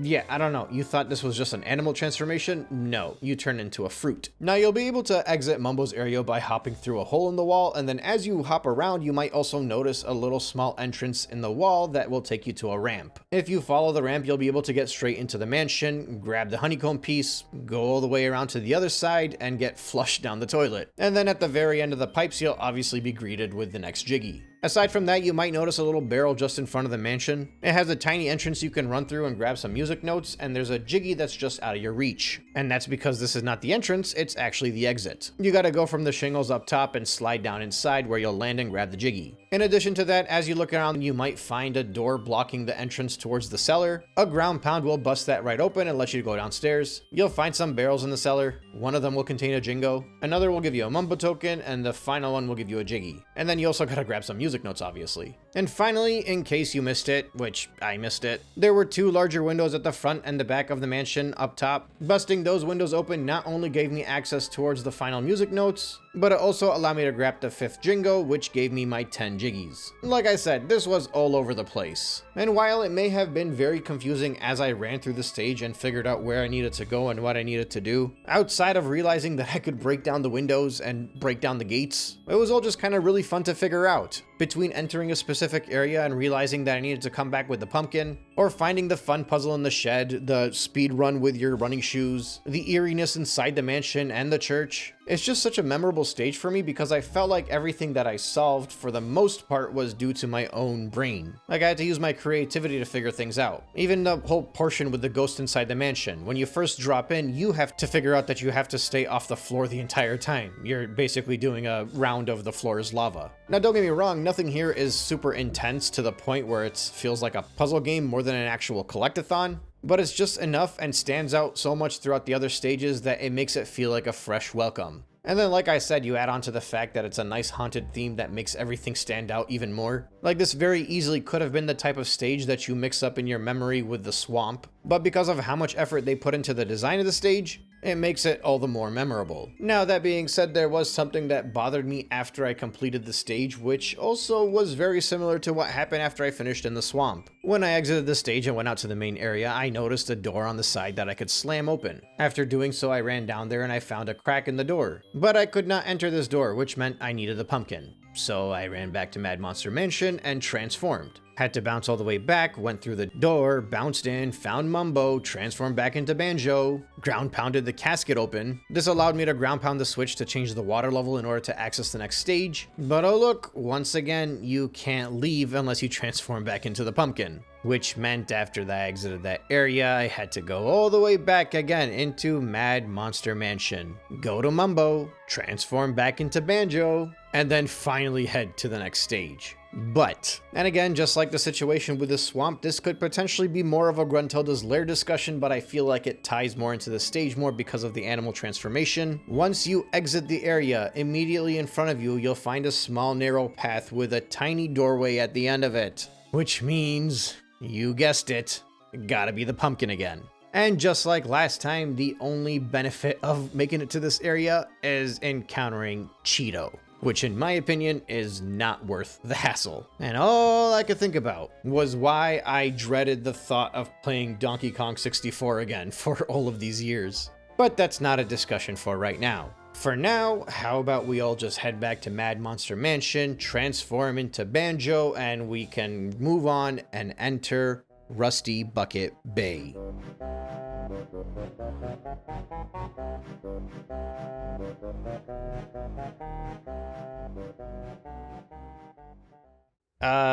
Rusty Bucket Bay is not nearly as terrible as I thought it would be.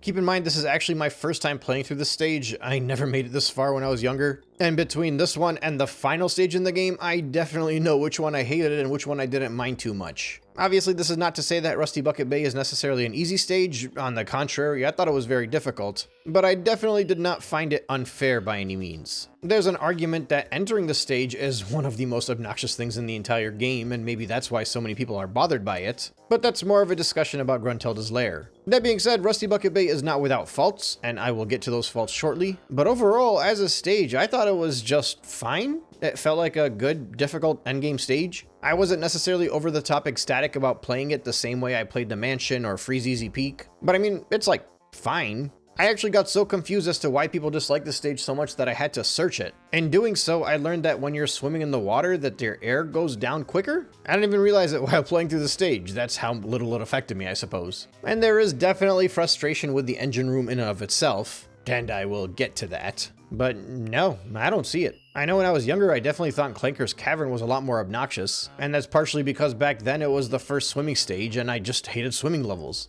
But Rusty Bucket Bay did not bother me nearly as much as I thought it would. Although I will say that I wonder if a lot of the hate that this stage gets is largely because of the whole collecting music notes. If you're playing it on the Nintendo 64 and you have to do it all in one go, yeah, maybe that's why it's so hated. But even then, I feel like that would bother people more in the next stage. But playing it on Xbox, where every music note sticks with you, do people still hate it on there, or is it just a Nintendo 64 thing? I'm not sure. Either way, let's just go through the stage and we'll talk about what's worth discussing. As soon as you start off, you will find a ramp leading you right onto an industrial ship. There are some annoying enemies that you'll pass by that always seem to catch me off guard. As you explore the ship, you'll be able to collect a bunch of music notes, and you'll find a little exhaust pipe that you can jump into. When you're down there, you'll be able to collect more notes, you'll find a switch that'll stop some fans, and you'll see a window to an area that you cannot access from here. And in a weird, strange turn of events, when you exit the exhaust, you'll run over to the next exhaust, only to find out that it's an enemy and it will bite you and make you lose some health. Now, just off of the side there, you can jump into the water and swim downwards through a cage and pick up a Jingo. When reviewing the footage right now, I realized that I was losing air much faster, which I completely didn't realize before, and it's because the water is oily. And that explains why I lost my first life so fast. But I was able to grab that Jingo first. Now, if you go back to that same area you were in, only just above it on the surface, first there will be a random TNT box that will just explode as soon as you get next to it, and then you'll be able to collect some more music notes. Moving in the other direction and jumping into the water, you'll find an open door. Entering that area, you'll be greeted with a piranha, as well as one of those monsters that just jump out of the wall, but the camera angle makes it so that you can't quite see it until you already get hit. And at this point, you'll get a little bit of a platforming challenge where you have to climb upwards. And as long as you're able to carefully jump through everything, your reward will be a Jiggy as well as some music notes. Once you exit from where you entered, there's a cage to your left, and there'll be a shark just in there waiting right for you. I think I'm starting to realize why people don't like the stage. But you should be able to stay just ahead of it and make it over to the corner where you can collect your next Jingo. There's also a ladder just outside of that area where you can move upwards, where you can perform some careful platforming over some toxic waste to collect some music notes, a Mumbo's token, and more Jingos. Now, back over the cage with the shark, you can grab some music notes, but you also might notice that there's a dolphin stuck under the water with an anchor over it. We will get back to that poor guy later. Now, back on the ship, on one side of it, you might notice that there's a crane with a rope hanging off of it that you can climb the rope. From that point, you can actually fly across with Kazooie and land on top of the witch switch. And then if you make it back to the crane and jump over to the outside, you can hit another switch that'll force the crane to drop the TNT box and make an opening into an area down below. Now, this effectively puts you in a boss battle, which is very rare for this game. In fact, this might actually be the first boss battle since Treasure Trove Cove. So this is like a Russian doll thing. Every time you attack one of these guys, they'll divide. Or I guess maybe it's more similar to the Manta Ray fight in Super Mario Sunshine. The problem I had with this boss fight was I kept using the eggs to attack it, and then I ran out of eggs very quickly. And it was like the only time in the game where I felt like I needed more eggs. And then way later on, after getting a bunch of Jiggies, I came back to do this fight again and tried it with a Rat-a-tat-rap, and it was way easier. I feel like I was being misled into using the eggs because of all the eggs surrounding it. But that was just pointless and caused me to lose so many lives. And once again, as I'm saying this out loud, I'm starting to realize why so many people hate this level. But still, up until this point, yeah, I felt it was difficult, but I still didn't quite understand why it's so despised. In any case, as you make your way around the ship, you'll find more exhausts. Some of them will attack you without you realizing they're about to hit you, so you'll lose even more health, and then others you'll be able to jump into. One of them specifically will lead you into a room where you can collect a Mumbo's token and some music notes. And then back around the outside, off of the ship, you'll find more of these cargo crates that have little cracks open that you can run into. One of them will just send a bunch of TNT boxes after you with some music notes that you can grab. But don't worry, after all those TNT boxes blow up, you'll be able to grab one up. And then the next one over will have some enemies that pop out of the wall, and your reward will be some more music notes and a Mumbo token. Now, if you climb on top of these containers, you can fall in through the middle one. And if I'm not mistaken, the only things that you can really grab in here are some feathers, some enemies you can defeat for more health, a Mumbo token, and then if you're lucky enough to hear the audio cue, you'll find the Jingo. I was actually very surprised to see him in there, and I was beginning to wonder why they would even bring you into this crate just for a Mumbo token. As you continue to explore the ship, you might notice in one of the towers there's actually a door that you could break down. This will take you to the infamous engine room. Over here, you'll be greeted with some very annoying platforming. Rotating platforms all around, music notes that you need to collect, Mumbo's tokens, the whole works. And keep in mind, anytime that you fall down, and you realistically will fall down at least a few times, you gotta go back into that same vent at the front of the ship and ground pound the fan button to slow the fans down so that you can go back to the engine room again and make your way around. So yeah, once again, I imagine that most people that played this game on Nintendo 64 absolutely despise the music notes part of the stage. Everything else I've kind of went through up until now is also very obnoxious, but not anything too crazy. Like, I was definitely frustrated by a lot of things, including this engine room, which I had to repeat about 5 or 6 times. But yeah, because I didn't have to collect all the music notes in one go, I didn't find it nearly as obnoxious. As you make your way around the engine room, you'll find another one of the switches that you can ground pound on, and that'll turn off the fans on the outside where the Jiggy is hiding behind the propellers of the ship. And in this engine room, you will also find another Jiggy. Now, there are actually 2 switches that you have to hit in order to get these fans to stop for the propellers. And at that point, you think you can just make your way out of the engine room and go to the propeller and grab the Jiggy, except now there's a timer. Which means you're frantically trying to get out of the engine room in a place where all these fans are blocking your path and everything's rotating, and it's very easy for you to fall down and lose a life. Which again, happens quite a bit, and because there are music notes in this engine room, I am so happy I never did this stage on the Nintendo 64. Honestly, there was more than one time where I actually made it out of the engine room and I got close to the propellers just to grab the Jiggy, but I didn't make it in time and I lost a life because I touched the propellers and there's a one-hit kill. That whole situation drove me mad for about half an hour. But when that was all said and done, I made my way outside, went to the crane opposite of the one that had the TNT box, and this one you're meant to hit it so that the cage that's hiding a Jiggy will move up, and then you have like 15 seconds to run up the crane and jump downwards and grab the Jiggy, which is just about exactly enough time. Right in that same area too, there's another one of those exhausts that you can run down and that'll bring you into the kitchen.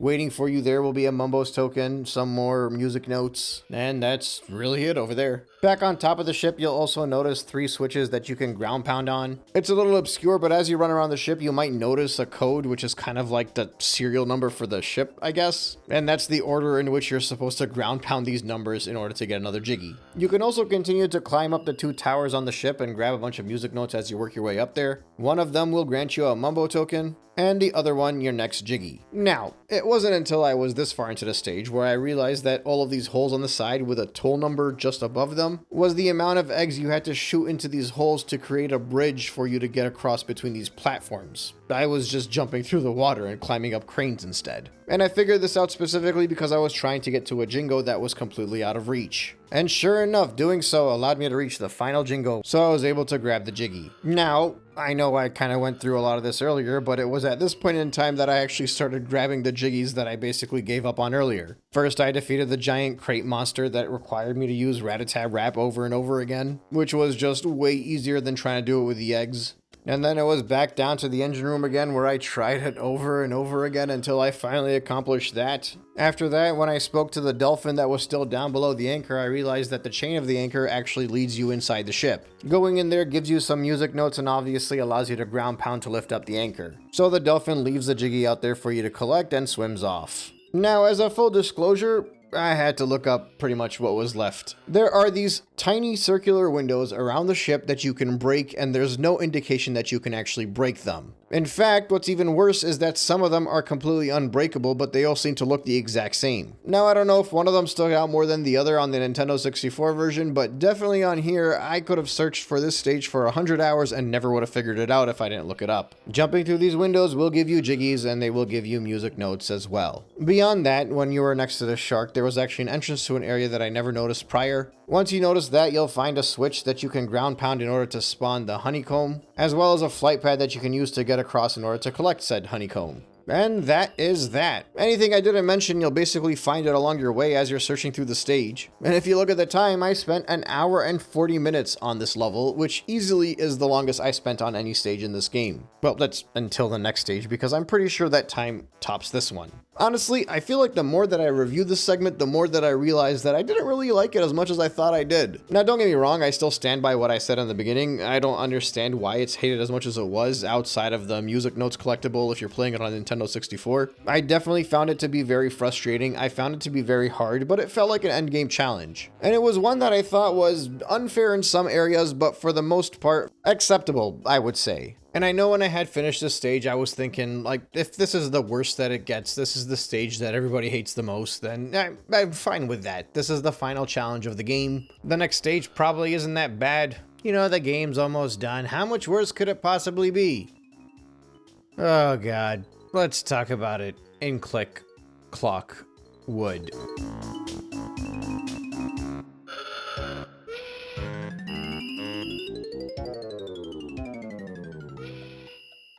I'm sorry to say this, but Click Clock Wood is terrible.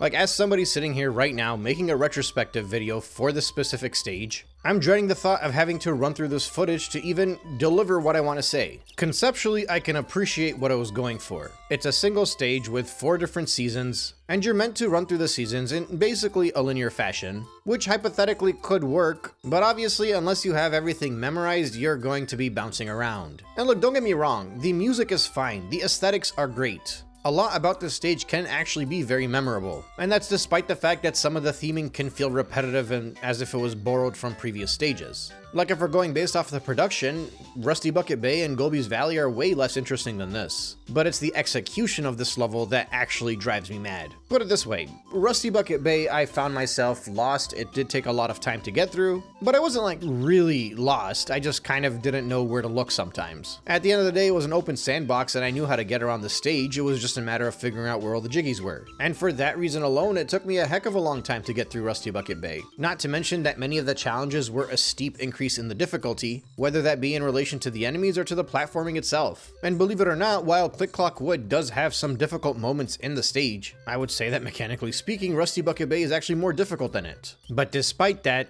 Click Clock Wood took me almost twice as long as Rusty Bucket Bay did. And Rusty Bucket Bay's time was already way longer than everything that came before. And it's primarily because you basically just go through the same stage 4 different times. You start the stage, you run around and look for music notes, you interact with different characters. Depending on the season, you might be able to fly as a bumblebee, or even use a Kazooie flight pad. And after you do whatever needs to be done for the first season, you move on to the next season and you just do it again. Climb upwards again, interact with the same characters again, except they're now in different positions. Watch how the stage progresses over time. I mean, that part's pretty cool, but in general, you're just doing the same types of actions over and over again. And all the while, during all that, the stage is still huge, and vertically it goes up quite a bit, and it's not exactly very forgiving. And it's littered with those enemies that'll pop out and surprise you that you have to attack before they hit you, and if you hit you, you might fall down. It's just, oh man, I hate this stage. The 100 music notes alone are enough to drive somebody crazy. And actually, I think the one saving grace that the stage might have is that you probably won't lose that many lives. So it's more of a test of your exploration and your frequent backtracking and your jumping between the seasons and just your sanity, rather than actual action platforming. And in that regard, it actually kind of makes sense to me why people disliked Rusty Bucket Bay more than this one. Because again, if you think about it from the angle of somebody that's trying to collect all these music notes, specifically on the Nintendo 64, and then you got the oil water making them lose their life quicker, you got them falling in the engine room, it's no wonder that Rusty Bucket Bay has such an infamous reputation. But no, outside of that, I would say everything about Click Clock Wood is worse minus the visuals. And it's really sad because as the final stage in the game, I'm usually welcome to a good challenge, even if it's there to drive me crazy and frustrate me. And that's exactly what I got from Rusty Bucket Bay. That's why I defended it despite the fact that it's so disliked. But this one, no, you could take this out of the game entirely and I think it would be a better game for it. Or at the very least, just make it 2 seasons. The 4-season thing is just really not good. Anyway, I'm gonna do my best to jump through all of these jiggies without being too negative going forward. Just bear with me, there's like 2.5 hours of footage for me to run through while I figure this out. Alright, so like I said, you jump in, you're in kind of like a hub world for this stage, and the 4 areas around you are each a different season. And the first one you can enter is Spring. Obviously, you'll be geared towards climbing up the tree in the middle of the stage, and that's where you start bumping into all of the obnoxious enemies that pop out of the wall. In addition to that, there are a lot of these plants that will just like mousetrap you every time you jump on them and try to grab something, and you're gonna burn through your golden feathers very quickly while trying to collect everything. There's a little fenced off garden you're supposed to plant some eggs into so that it can bloom a plant that you can grab a jiggy from in a later season, and at some point you can find Mumbo's hut and transform into a bumblebee. This is really annoying because if you had the bumblebee through the entire stage, it actually wouldn't be nearly that bad, but you can only use it during this season. Either way, the bumblebee actually makes this part of the stage not too bad. You can fly around and grab as many music notes as you need. You can work your way up to the top of the tree without having to jump on the very small platforms. And it makes it very easy to look around and grab Mumbo's tokens and any other collectible that you might need. Like this Jingo, for example. And all the way up at the top, you'll find your first Jiggy. The problem lies in the fact that there are a lot of things that you have to actually interact with as Banjo, and you can't do that with the Bumblebee. Which means as fun as it is to be this little critter, eventually you're gonna have to go back and become Banjo again, which means you gotta make your way up the old-fashioned way. Also, you might notice a little beaver in the water. His name is Noddy. There's a boulder blocking the access towards his burrow, and we'll go back to that later. And likewise, as you work your way up, you'll find this little treehouse that's still under construction. Again, we'll talk about that in a later season. For now, however, if you make your trek up the tree, eventually you'll bump into a switch, and ground pounding on that switch will unlock the door for the summer season. And in that same spot, you'll also be able to enter a little house of a squirrel. Its name is Nabnut, and it wants more acorns. And if you continue your way upwards, you'll find a giant egg with an X over the top of it. Ground pounding the egg will hatch Aerie the Mighty Eagle. A lot of this is just kind of storytelling. It's set up for what's coming next. And mind you, as you're working your way upward, there's just a lot of easy spots to fall down, a lot of tight platforming. And despite the fact that I'm kind of running through everything very quickly, it's very tedious because when you do make one mistake, it could be easily another 10-15 minutes of climbing. But for now, we can move on to the summer season. As soon as you walk in, Aerie will mention they want 5 caterpillars, which is insane because you're already playing a collect-a-thon, you're already trying to collect over 100 things in the stage as it is, and now you're given more stuff to collect. And there will be even more to collect because, like I mentioned earlier, Nabnut wants more acorns. Now in the summer season, there are leaves that have bloomed out that allow you to climb up the tree a little bit easier, and the water level down below has actually moved down, which will make it very easy to find the switch for the fall season. And likewise, it'll allow you to break open the entrance into Noddy's little house, but you still can't access it. Now you might be thinking, hey, I can go to Mumbo, I can transform into a bumblebee and work my way up the tree. But that's silly, it's too hot for Mumbo in the summer, you can't turn into a bee during the season, silly. So you gotta go up the old-fashioned way yet again. This time, however, there is the area where the leaves came out that allow you to jump upwards and make it towards the Jiggy. And if you follow that path, you can actually still get pretty high up to where that treehouse is being built. It's a little bit further along, and there's a Jiggy inside it, but it's still under construction. Ground pounding the top allows you to access the beehive, and then you can just beat up on some bees over and over again until eventually you will be gifted the Jiggy that they're holding. Beyond that, you'll run into Nabnut, and she is stuffed. She ate too many acorns. And obviously continue along that path and just pray to the heavens that you don't get knocked downwards. Make your way upwards very slowly, grab whatever music notes are along your path, and eventually you'll make it to Aerie the Eagle and you'll be able to feed him the 5 caterpillars that he asked for.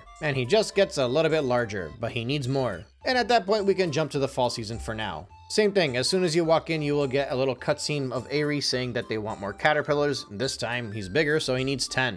And with every season, the stage does shift around a little bit. In some instances, that might mean it's easier to get somewhere, and in others, it's actually more difficult. But don't worry, those annoying birds are still there to jump out and knock you down every time you make a little bit progress up the tree. Now, just like last time, as you work your way upwards, you're still going to want to grab as many caterpillars as you can. You got to find all the music notes that you can, jingos and mumbo tokens and the like. And while you may not lose your count of the music notes if you lose a life, you will have to start collecting caterpillars again if you do. Which I gotta say, as somebody playing the Xbox version of Banjo-Kazooie, is my first instance of annoyance. And I can only imagine the frustration of having to collect the music notes and restarting every time with the Nintendo 64 version. And yes, I realize I've mentioned that about 15 times in the past 2 segments alone, but man. But anyway, you can continue your journey up the tree for the 3rd time, mind you, and it still feels pretty much the same as it did the first 2 times, just slightly different. When you pass by the beehive and enter it, you can grab some music notes. Over in the now completed treehouse, you can regain some health if you need. I know, this part really annoyed me, but I fell down and landed right in front of Noddy the Beaver. But since I had lost my life previously, the boulder was back in front of the tree. So this is supposed to be the time where I get to just swim up there and grab whatever he's going to offer me. But instead, I'm gonna have to circle back and break the boulder again and come back to this later. Anyway, moving upwards again, there are some acorns that are just above this platform over here that's floating in the middle of nowhere. And this is the part where you're collecting all of these acorns for Nabnut. And they're obviously just so conveniently placed, right? Like, you should be able to grab them very easily. Well, actually, no, pretty much every single one of them is a death trap if you make one wrong move. But moving on from that, there is a winter switch that you can hit as you make your way towards the eagle. And hopefully by the time you've made it to Aerie, you can give him all of the caterpillars that he requires. There are also some music notes surrounding his nest this time, time, so be very careful and grab all of those. And if you make your way all the way up to the very top of the tree, you'll find a Jiggy waiting for you. We're getting closer, folks. We are almost there. Now, if you've managed to collect all of the acorns that Nabnut wants you to grab, which, again, if you lose a life, you're going to have to restart the collection process and climb back up the tree to do it again, which is very likely because there is this one acorn that's just right in the middle of this circle, and you have to perfectly align yourself and jump forward to grab it and land on the bridge just below it. And oh my god, I hate this stage, guys. After you've grabbed all of those acorns, the squirrel will give you your Jiggy, and you can move on with your life. And you think it's getting better, but now it's time for the winter. Although I guess before that we should probably take care of the beaver. So yeah, the way it works is that you head back to the summer, you break the boulder, work your way back to the fall season, and swim into his house, be rewarded with a Jiggy and some music notes. And while we're at it, you go to the spring and you plant your eggs into the little garden so that that beanstalk could start growing that we were talking about earlier. Head over to the summer and it's Gobi. What the hell's he doing here? Ground pound him and the beanstalk will grow a little bit larger. I don't even know if this is a beanstalk or not, but it's definitely some kind of plant. Poor Gobi just keeps running away and just keeps getting slammed by Banjo. Especially because you come back in the fall, like months later at this point, and you slam Gobi yet again to make him rise it up more, and then he says he's going to the lava world. Now you get to work your way up the plant in order to grab the Jiggy. Except you can't really just climb up the plant, you have to climb up the tree, get to the beehive, and jump down onto the Jiggy, which means it's another trek up the tree. And at this point in time, we can head to the winter segment. Now, the winter segment's actually not terrible because there aren't that many things to do here since everything is pretty much dead due to the change of season. Except, well, obviously you got the usual music notes collection, but in addition to that, those snowmen are back. Which means it's time to find a flight pad. Yeah, they're really bringing back the worst mission in Freezeezy Peak. Arguably for many the worst mission in the entire game and making you do it again. And this time it's even more annoying because finding the flight pads is a pain in the butt. Oh, and also, the snowmen are, like, everywhere. You gotta fly quite a bit to get them. Which also means that if you run out of feathers, guess what? You're gonna have to farm for red feathers in order to make sure you can accomplish this task. And you also gotta keep an eye out because one of the snowmen near the top of the level has the witch switch right in front of it. On the plus side, however, when you get to the top where Airy the Eagle sits, he will give you a Jiggy. But before you can leave the winter area, you need to make sure you collect all of the music notes that you might have missed, as well as the honeycomb piece that you have to swim under the ice as quickly as possible and make it over to Naughty's burrow in order to grab it before you leave. I think that about covers everything. Throughout the stage, you might find Jingos hiding in tall grass. I don't know, dude. Like I said, this one is kind of all over the place. It's hard for me to even give like a proper recap of everything just because of how convoluted the entire experience was. The only thing remaining, and it was actually the last thing that I did in this stage, was if you go back to the spring, there's a bumblebee flight that leads you to the back door to the entrance of the beehive that I never noticed before. And entering from there will give you the final Jingo, which will give you the final Jiggy. That's about all I got. It's a fun level, it's meant to be linear, but due to the way that you gotta keep exiting and entering, it just feels like you're doing so much backtracking, repeating so many challenges, not only in the same stage because you get knocked down and have to climb back up again, but also because it's the same set pieces over and over again for 4 seasons. And it's just such an awful ending, in my opinion, to what otherwise has been a phenomenal experience. And I will say, as somebody that genuinely did enjoy the upcoming final boss fights, I am so thankful that I enjoyed those because I would hate for Click Clock Wood to be my last thought of Banjo-Kazooie. Instead, I just know that in the future when I revisit this game, I'm going to be opening up a guide as soon as I start this stage, and I'm going to get everything that I need following that guide verbatim, because I do not want to play Click Clock Wood ever again for the rest of my life without a guide. Is that fair, or is that a little bit too extreme? I promise you, the rest of this retrospective is going to be a lot more positive. Let's just talk about it while we're going through Gruntilda's lair.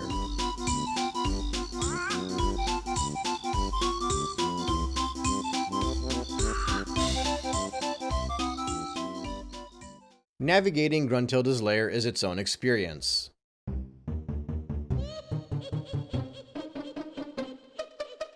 My opinion of hub worlds has changed quite a bit over the course of the past year, and it's in part because I never used to consider hub worlds as their own challenge or their own stage. And in fairness, in many games they're not meant to be considered as such. For me, the gold standard has always been Peach's Castle because it was a balance between being an interactive menu as well as a fairly simple and easy to follow hub that can clearly lead you from one area to the next with fairly simple to follow direction. Other games like Mario Galaxy, for example, while the hub world is very memorable and iconic, it's much more simplified than Peach's Castle in general, and while it serves its purpose, you don't really get lost, nor do you search for secrets as much, and because of that, it feels less like an actual stage and more like a setting. Whereas in something like Super Mario Sunshine, you kind of have the opposite situation. Delfino Plaza is its own experience, it's its own stage, it's its own challenge. Through most of my life, I used to consider the hub world in Mario Galaxy kind of pointless, and the one in Mario Sunshine to be too complicated. But more recently, I've learned to appreciate the different types of hub worlds and what they have to offer. Whether that's with the amazing vibes that I got from the Comet Observatory, or the incredible challenge that was accomplishing and finding everything in Delfino Plaza. And quite frankly, Gruntilda's Lair leans more towards the Sunshine side of things than it does towards the Comet Observatory. There is a very big difference between how it's done in Banjo-Kazooie versus how it's done in Sunshine though. In Super Mario Sunshine, Delfino Plaza was mostly about finding coins and finding shine sprites. And while there are collectible jiggies throughout Gruntilda's Lair, and a couple of them might be somewhat of a challenge and fairly interesting to grab, the challenge of Gruntilda's Lair specifically is less about the collection of the jiggies and knowing more about how to get to your next destination. In the past, I used to find Gruntilda's Lair to be bad. I didn't like it. And it was mostly because I got lost in it, and the entire time all I can think to myself is I just want to get to the next stage. I didn't view it as part of the experience. In my mind, I was just like, why isn't this as easy as Super Mario 64 where I can just jump into the next painting? Now keep in mind, even on my most recent playthrough, I got lost quite a bit. I didn't really find everything that easily, and I caught myself spinning my wheels in more than one occasion. So I definitely didn't have everything memorized, and I especially had to come back at the very end and figure out some challenges that I just did not know what to do originally. But despite that, I had so much fun going through Gruntilda's Lair. Now look, the jiggies are definitely a part of it. There are 10 to collect, many of them have to do with a witch switch. A few of them have to do with a quick speed challenge, a minor platforming challenge. You might have to bring out an animal transformation from Mumbo out into the hub world and grab the item and go back in. And don't get me wrong, that's all well and good, but I don't feel like that's the meat of the experience of Gruntilda's Lair. That's just adding more checkboxes to the collectathon, and what was done in the stages was so much more immersive as far as collecting goes. The joy of Gruntilda's Lair for me was just finding out how to move on. And in a lot of ways, for me at least, this might be a bit of a reach, but it's got major Metroidvania vibes. You run through this entire thing trying to figure out how to get to the next area, but you can't get to the next area until you advance somehow. Whether it's finding a new move in order to get to an area you couldn't reach before, finding an animal transformation that'll let you unlock something, or even being required to jump back into a stage in order to unlock more music notes so you can move on. There are so many different routes that will just please a curious mind. Sometimes the reward might not necessarily be worth it, but other times you might unlock the next stage without thinking that this would be the area you're meant to be in. Through a lot of the challenge, you might bump into Gruntilda, who's there to tell you her secrets about her sister that you're meant to use, that I'll cover in the next segment. Or you might run into these cauldrons, and I swear I don't even think I found all of the cauldrons on this playthrough. They're useful to use to teleport between Gruntilda's Lair, but like I said, this place is so confusing and it's so easy to get lost that sometimes just looking for the cauldrons was a headache for me, even if I found them and needed them to get around. Every new area you get into, this place just gets larger and larger, and it feels like it can't get any bigger, and then you go through like a random door and it's just a whole nother segment. Just like the stages with their difficulty curve, the actual enemies that you find throughout Gruntilda's Lair will increase in difficulty as well. The challenges required of you, the player, that you're meant to accomplish in order to collect either the jiggy or to unlock access to the next area. This is all just increasing in difficulty, and every time you get tested, it feels great to accomplish. And then you have the music, the theme, and the echoes of Gruntilda's laughter as you're running through there. The sound effects that the characters make while the music is playing feels like it's part of the experience, it's part of the music. In the past, when I used to play Gruntilda's Lair, I used to go through it and think to myself, I'm so mad that I can't just get to the next stage. This time around, I was excited whenever I finished a stage because it meant I get to go back into Gruntilda's Lair and trying to figure out how to advance through the game. I actually went out of my way to not collect the Jiggies while I was going through it as well. I think I might have picked up 1 or 2 on the way just because they were on my path, but I kind of wanted to save them all for the end and just go through it and collect all the Jiggies because I thought that would be its fun own little experience. But I was actually surprised that I didn't enjoy it that much. I just was like, okay, I'm gonna quickly backtrack and pick these up now. And you know, for the most part, it meant going into the stage and transforming into an animal and coming back out, or it just meant doing a quick challenge. But I wanted to save the Jiggies for that because I wanted to feel like Gruntilda's Lair was its own stage. And I realized that that wasn't the fun part of Gruntilda's Lair. I mean, it wasn't bad. I don't mind those Jiggies being there. Next time I'll probably just collect them as they pop out every time I exit a stage. But Gruntilda's Lair was just fun to figure out how to get through. And this is very important because through most of this game, you spend all of your time running around and collecting, right? Like that's the whole point. It's a collectathon. Every now and then there's a little bit of platforming. There are very few actual interactions where you're fighting an enemy. And when you're in the actual levels themselves, it feels like there's very little linear progression. So what was really cool was that when you're going through Gruntilda's Lair, all of a sudden you felt like you were playing some kind of linear platformer.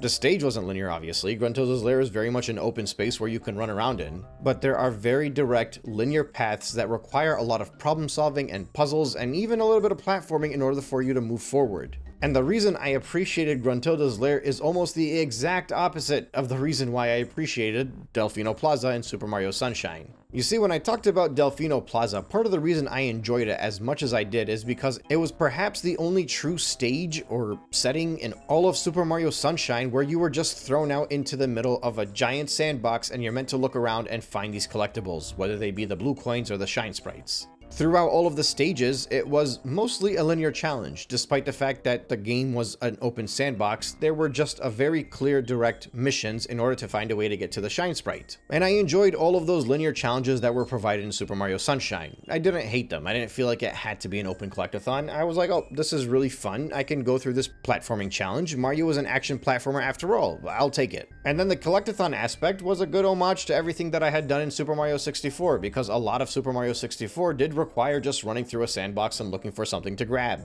So it balanced the game out very well. You got the linear platforming and action stuff going ahead in the actual stages with minor searches here and there, and the straight open sandbox search and uncovering all these different secrets and solving quick challenges and puzzles was found in the hub world. Well, like I said, Banjo's the opposite. Those stages gave you that collectathon that you were looking for when you're playing an open sandbox 3D platforming collectathon in the Nintendo 64 era. But outside of a few areas, those stages did not give you that linear action platforming, that puzzle and problem solving and just getting lost and figuring out how to move on to the next segment. You had some moments, but there was nothing in comparison to what we went through in Gruntilda's Lair. And because Gruntilda's Lair is broken up into different segments, right? Like you finish a stage and then you get back in and then you go to the next stage and then you get back in again. Every time I got back into Gruntilda's Lair, I felt like I was going through a new linear stage. It was a new linear objective, and that objective was to figure out how to get to the next area I meant to get to. And it wasn't always clear cut. Like I said, I got lost quite a bit. You have to find the Jiggy in front of the portrait. Finding that Jiggy will unlock the stage. In order to get to the stage, sometimes you gotta do a little bit of extra. You might have to increase the water level, you might have to unlock a new attack, you might have to get more music notes. Whatever the challenge is that is in front of you, it's something that you have to accomplish if you want to make it to the next level. That next level is effectively the destination. That's the Jiggy, that's the shine sprite, that's the star, that's the end of the linear challenge, the reward that's given to any player that's ever played a 3D platforming collectathon. And due to just how confusing and how complicated it could be sometimes,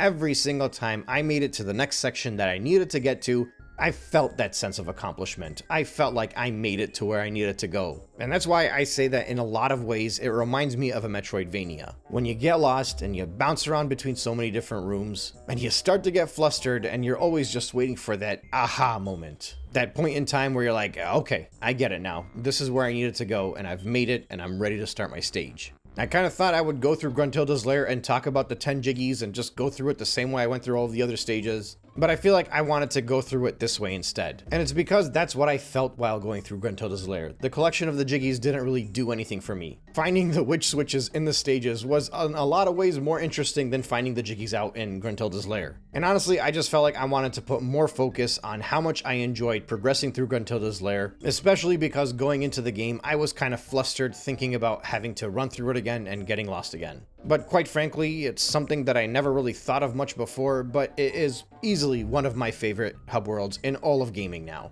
I'm going to be covering Donkey Kong 64 very soon. I'll tell you what, I barely really got lost in Donkey Kong 64's hub world. It was very well organized, very easy to follow through, and I don't even think it was bad. I think it was pretty good with the amount of secrets that were around there. But since I played Donkey Kong 64 directly after playing Banjo-Kazooie, while there were very many things in Donkey Kong 64 that I found myself enjoying even more than Banjo-Kazooie in some instances, I definitely felt like I was missing the mystery that was Gruntilda's lair while playing through that game. Now, in fairness, I'll go through this more in the DK video, but there are many moments when you're actually in the stages where you get those same vibes and get lost the same way that you did in Gruntilda's lair. But like I said, we can save that discussion for next time. But as far as we're concerned right now, playing Banjo-Kazooie, collecting everything that's needed to be collected, and moving on towards the end game, all the jiggies, all the music notes, everything unlocked, the only thing that's left for us to do now is to confront the Wicked Witch, Gruntilda. Let's head over to her and finally wrap up this adventure.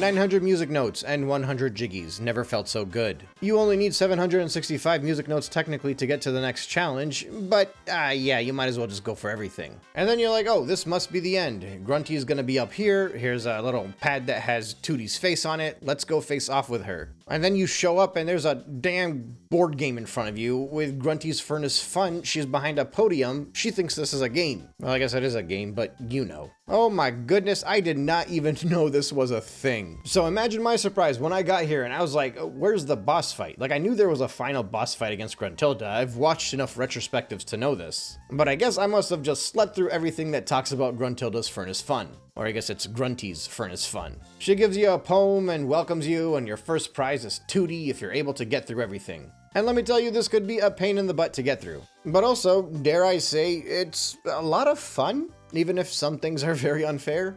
Almost feels like a breaking of the fourth wall test provided to you by the makers of this game. Like, they know you're probably strong enough and good enough at this game to figure out how to beat the final boss, but let's test you out just to see how much you are paying attention. The way it works is you have to go through all of these tiles and you have to accomplish some kind of mini test in order to move on. For the most part, it's a quiz or a challenge. If you accomplish whatever the task is, you get to move on to the next one. You get to move one space over, specifically. And if you fail whatever the challenge is, you lose a piece of health, which means eventually you might run out of health, although there are honeycombs you can pick up on your way. And if you lose a life, you gotta start from the beginning. I think I had to restart a couple times. The most obvious and easiest thing is the Banjo-Kazooie tile. Landing on that tile will have Grunty ask you a general question about the events and locations from the game. And you'd be surprised, you might think this is something like, oh, I wasn't really paying attention, how am I gonna know the answer to?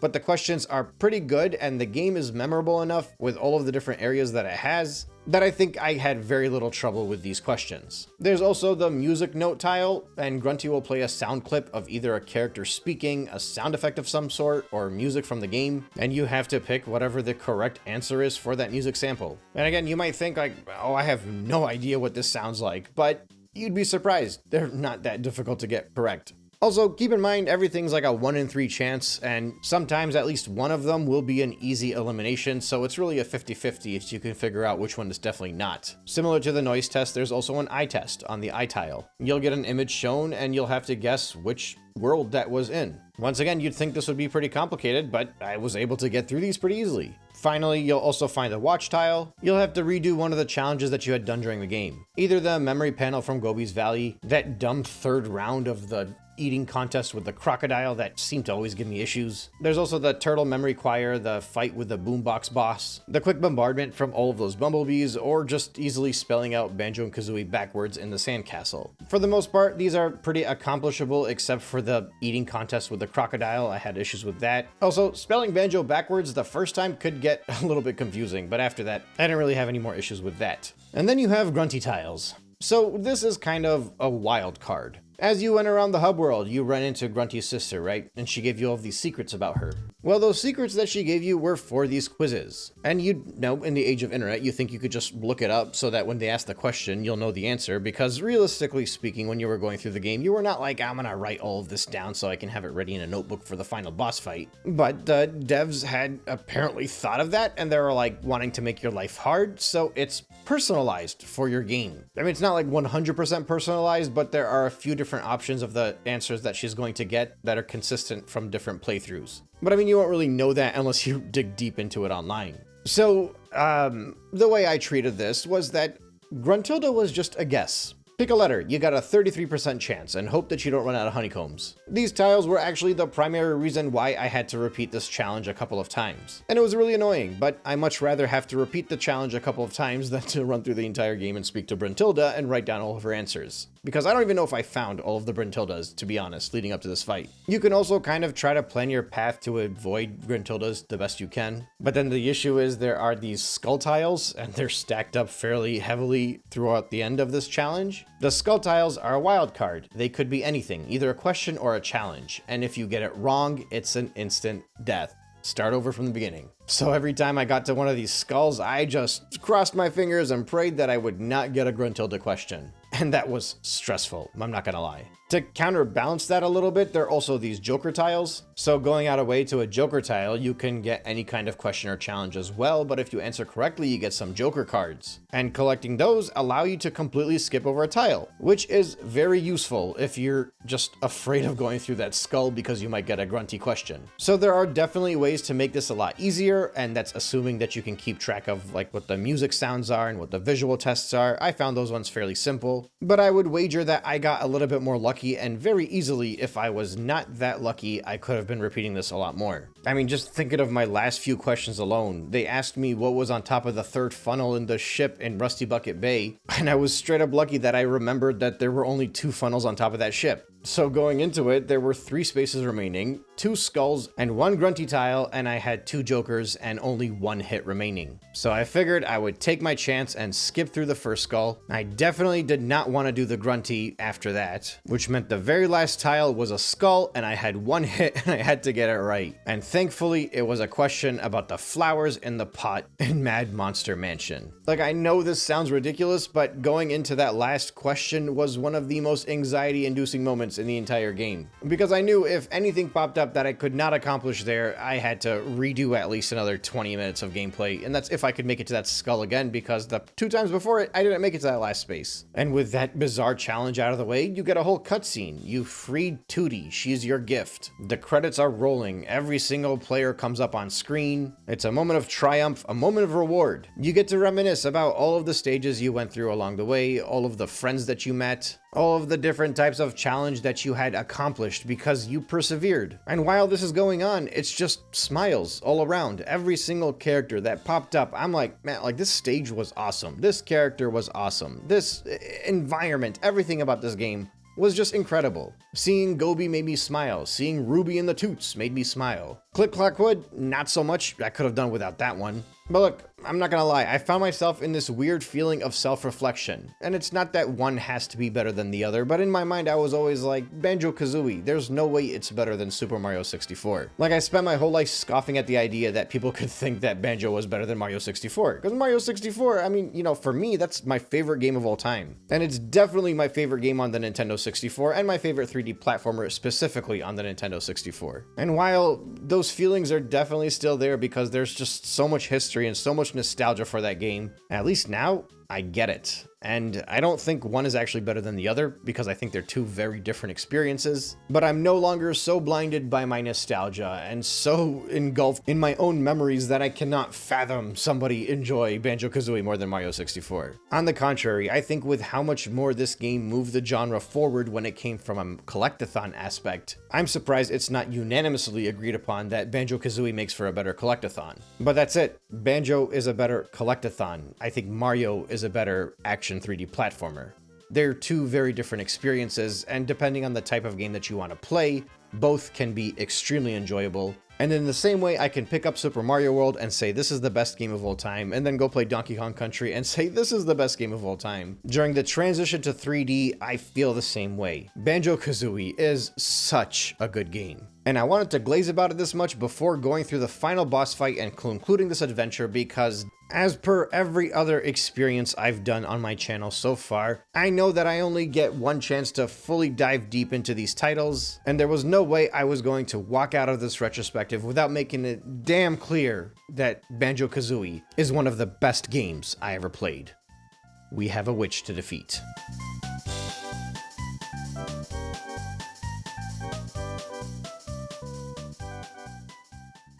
Okay, so now you can move on to the next area. Those 765 music notes, that was only to get to Grunty's Furnace Fun. You need 810 music notes to make it into the final boss. And you need all of the Jiggies you collected minus 6 in order to actually unlock the boss as well. So that's why people say you might as well just go for full completion because you're almost there anyway. But there are some added benefits to this as well. When you make it to the final room, you'll speak to Dingbot, and you'll find out that he actually just doesn't like Gruntilda all that much at all. So he's actually cheering you on here. Now basically, your reward for full completion is everything that's surrounding him. One door will give you 100 blue eggs, another door will give you 10 golden feathers, and a third one will give you 50 red feathers. So now, every time you lose a life, you can very easily restock on everything without having to run around the stage. And then the final door that you run through, you go and look at the picture, and you get to effectively double your health count. So I compared this to a Metroidvania earlier. It's the same idea. The more effort you put in, the easier this final boss fight is actually going to be. And I'll be completely honest, I think this boss fight only really took me 2 attempts, so I didn't think it was that hard anyway. But that's partially because, well, I was well prepared for it. And I don't know if I'm the only one that feels this way, but I actually thought it was fairly easy to follow along everything that I needed to do.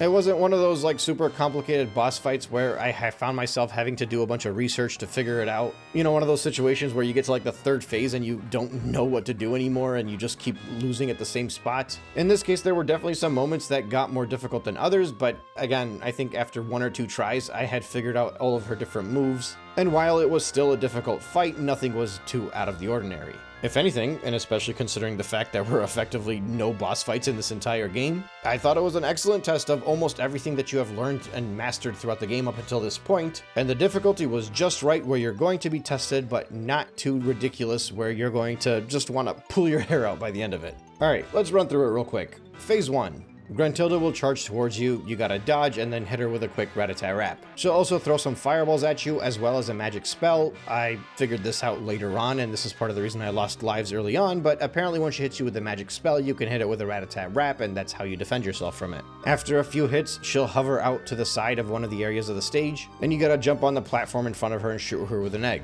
She'll obviously move on to the next side, you gotta hit her again, and she'll do this up until she goes through all 4 sides. After that, a flight pad will spawn and you gotta jump up into the air and use the beak bomb to hit her. I'm guessing for most people this is the most annoying part of the fight. I know for me it was, because anything that involves the beak bomb is annoying as heck, but it's not like I lost too much health or anything like that. After that phase of the fight, some Jingo statues will start to spawn in the corner of the platform. You need to get down there and shoot eggs into these statues while at the same time dodging the fireballs that she's shooting at you. It's actually pretty easy. Once you get all those taken care of, she'll get knocked back, stand in the corner, and start firing just a whole plethora of fireballs at you. After the first wave of attacks, it'll bring up a giant statue of the Jingo. She'll be throwing a lot of attacks at you here, so it's not quite as easy. The best thing to do, in my experience, is to dodge the wave of attacks and then wait until there's like a brief pause and fill up one of the sides of the statues. If you have enough health, you should be able to accomplish this without too much trouble. Then that's it. The giant Jingo statue will just destroy her at this point, and she'll fall all the way down from the top of the castle and basically just lose her life right in front of you. And then it's just this awesome cutscene of banjos and bottles and Tootie hanging out on the side of the beach, relaxing, cracking some jokes, breaking the 4th wall in typical RareWare fashion. And then you get yet another cutscene where you go through more characters, which I felt at this point was a little bit unnecessary, but I guess technically the previous one was unnecessary and this is the actual end of the game end credits, so they might as well have done it here. But that's the end of that. This is effectively the completion of this title. There's a whole additional aspect of the cutscene for the stop and swap stuff that pops up at the end of the Xbox version specifically, but yeah, it's all bonus stuff, right? Like the main part of the game, the jiggies, the music notes, these final boss fights, that's the completion, and that's the adventure, and that's the memorable part of this game. And at the very end, you'll find Gruntilda with Klungo sitting in front of her. He can't move the giant boulder off of her, and that's that. You're all done. We did it. I don't have anything else to say. I am so happy I have finally checked Banjo and Kazooie off of my list. And like I said earlier, I played Donkey Kong 64 as soon as I finished this title, and I was not intending on doing so. Normally I finish a game, I make the videos on it, and then I move on. But I enjoyed Banjo-Kazooie so much that I knew I just had to immediately jump to the next RareWare Nintendo 64 game. Well, specifically RareWare Nintendo 64 3D platformer. So I really hope that you enjoyed this adventure with me, because there is a lot more to come. I will catch you on the next one.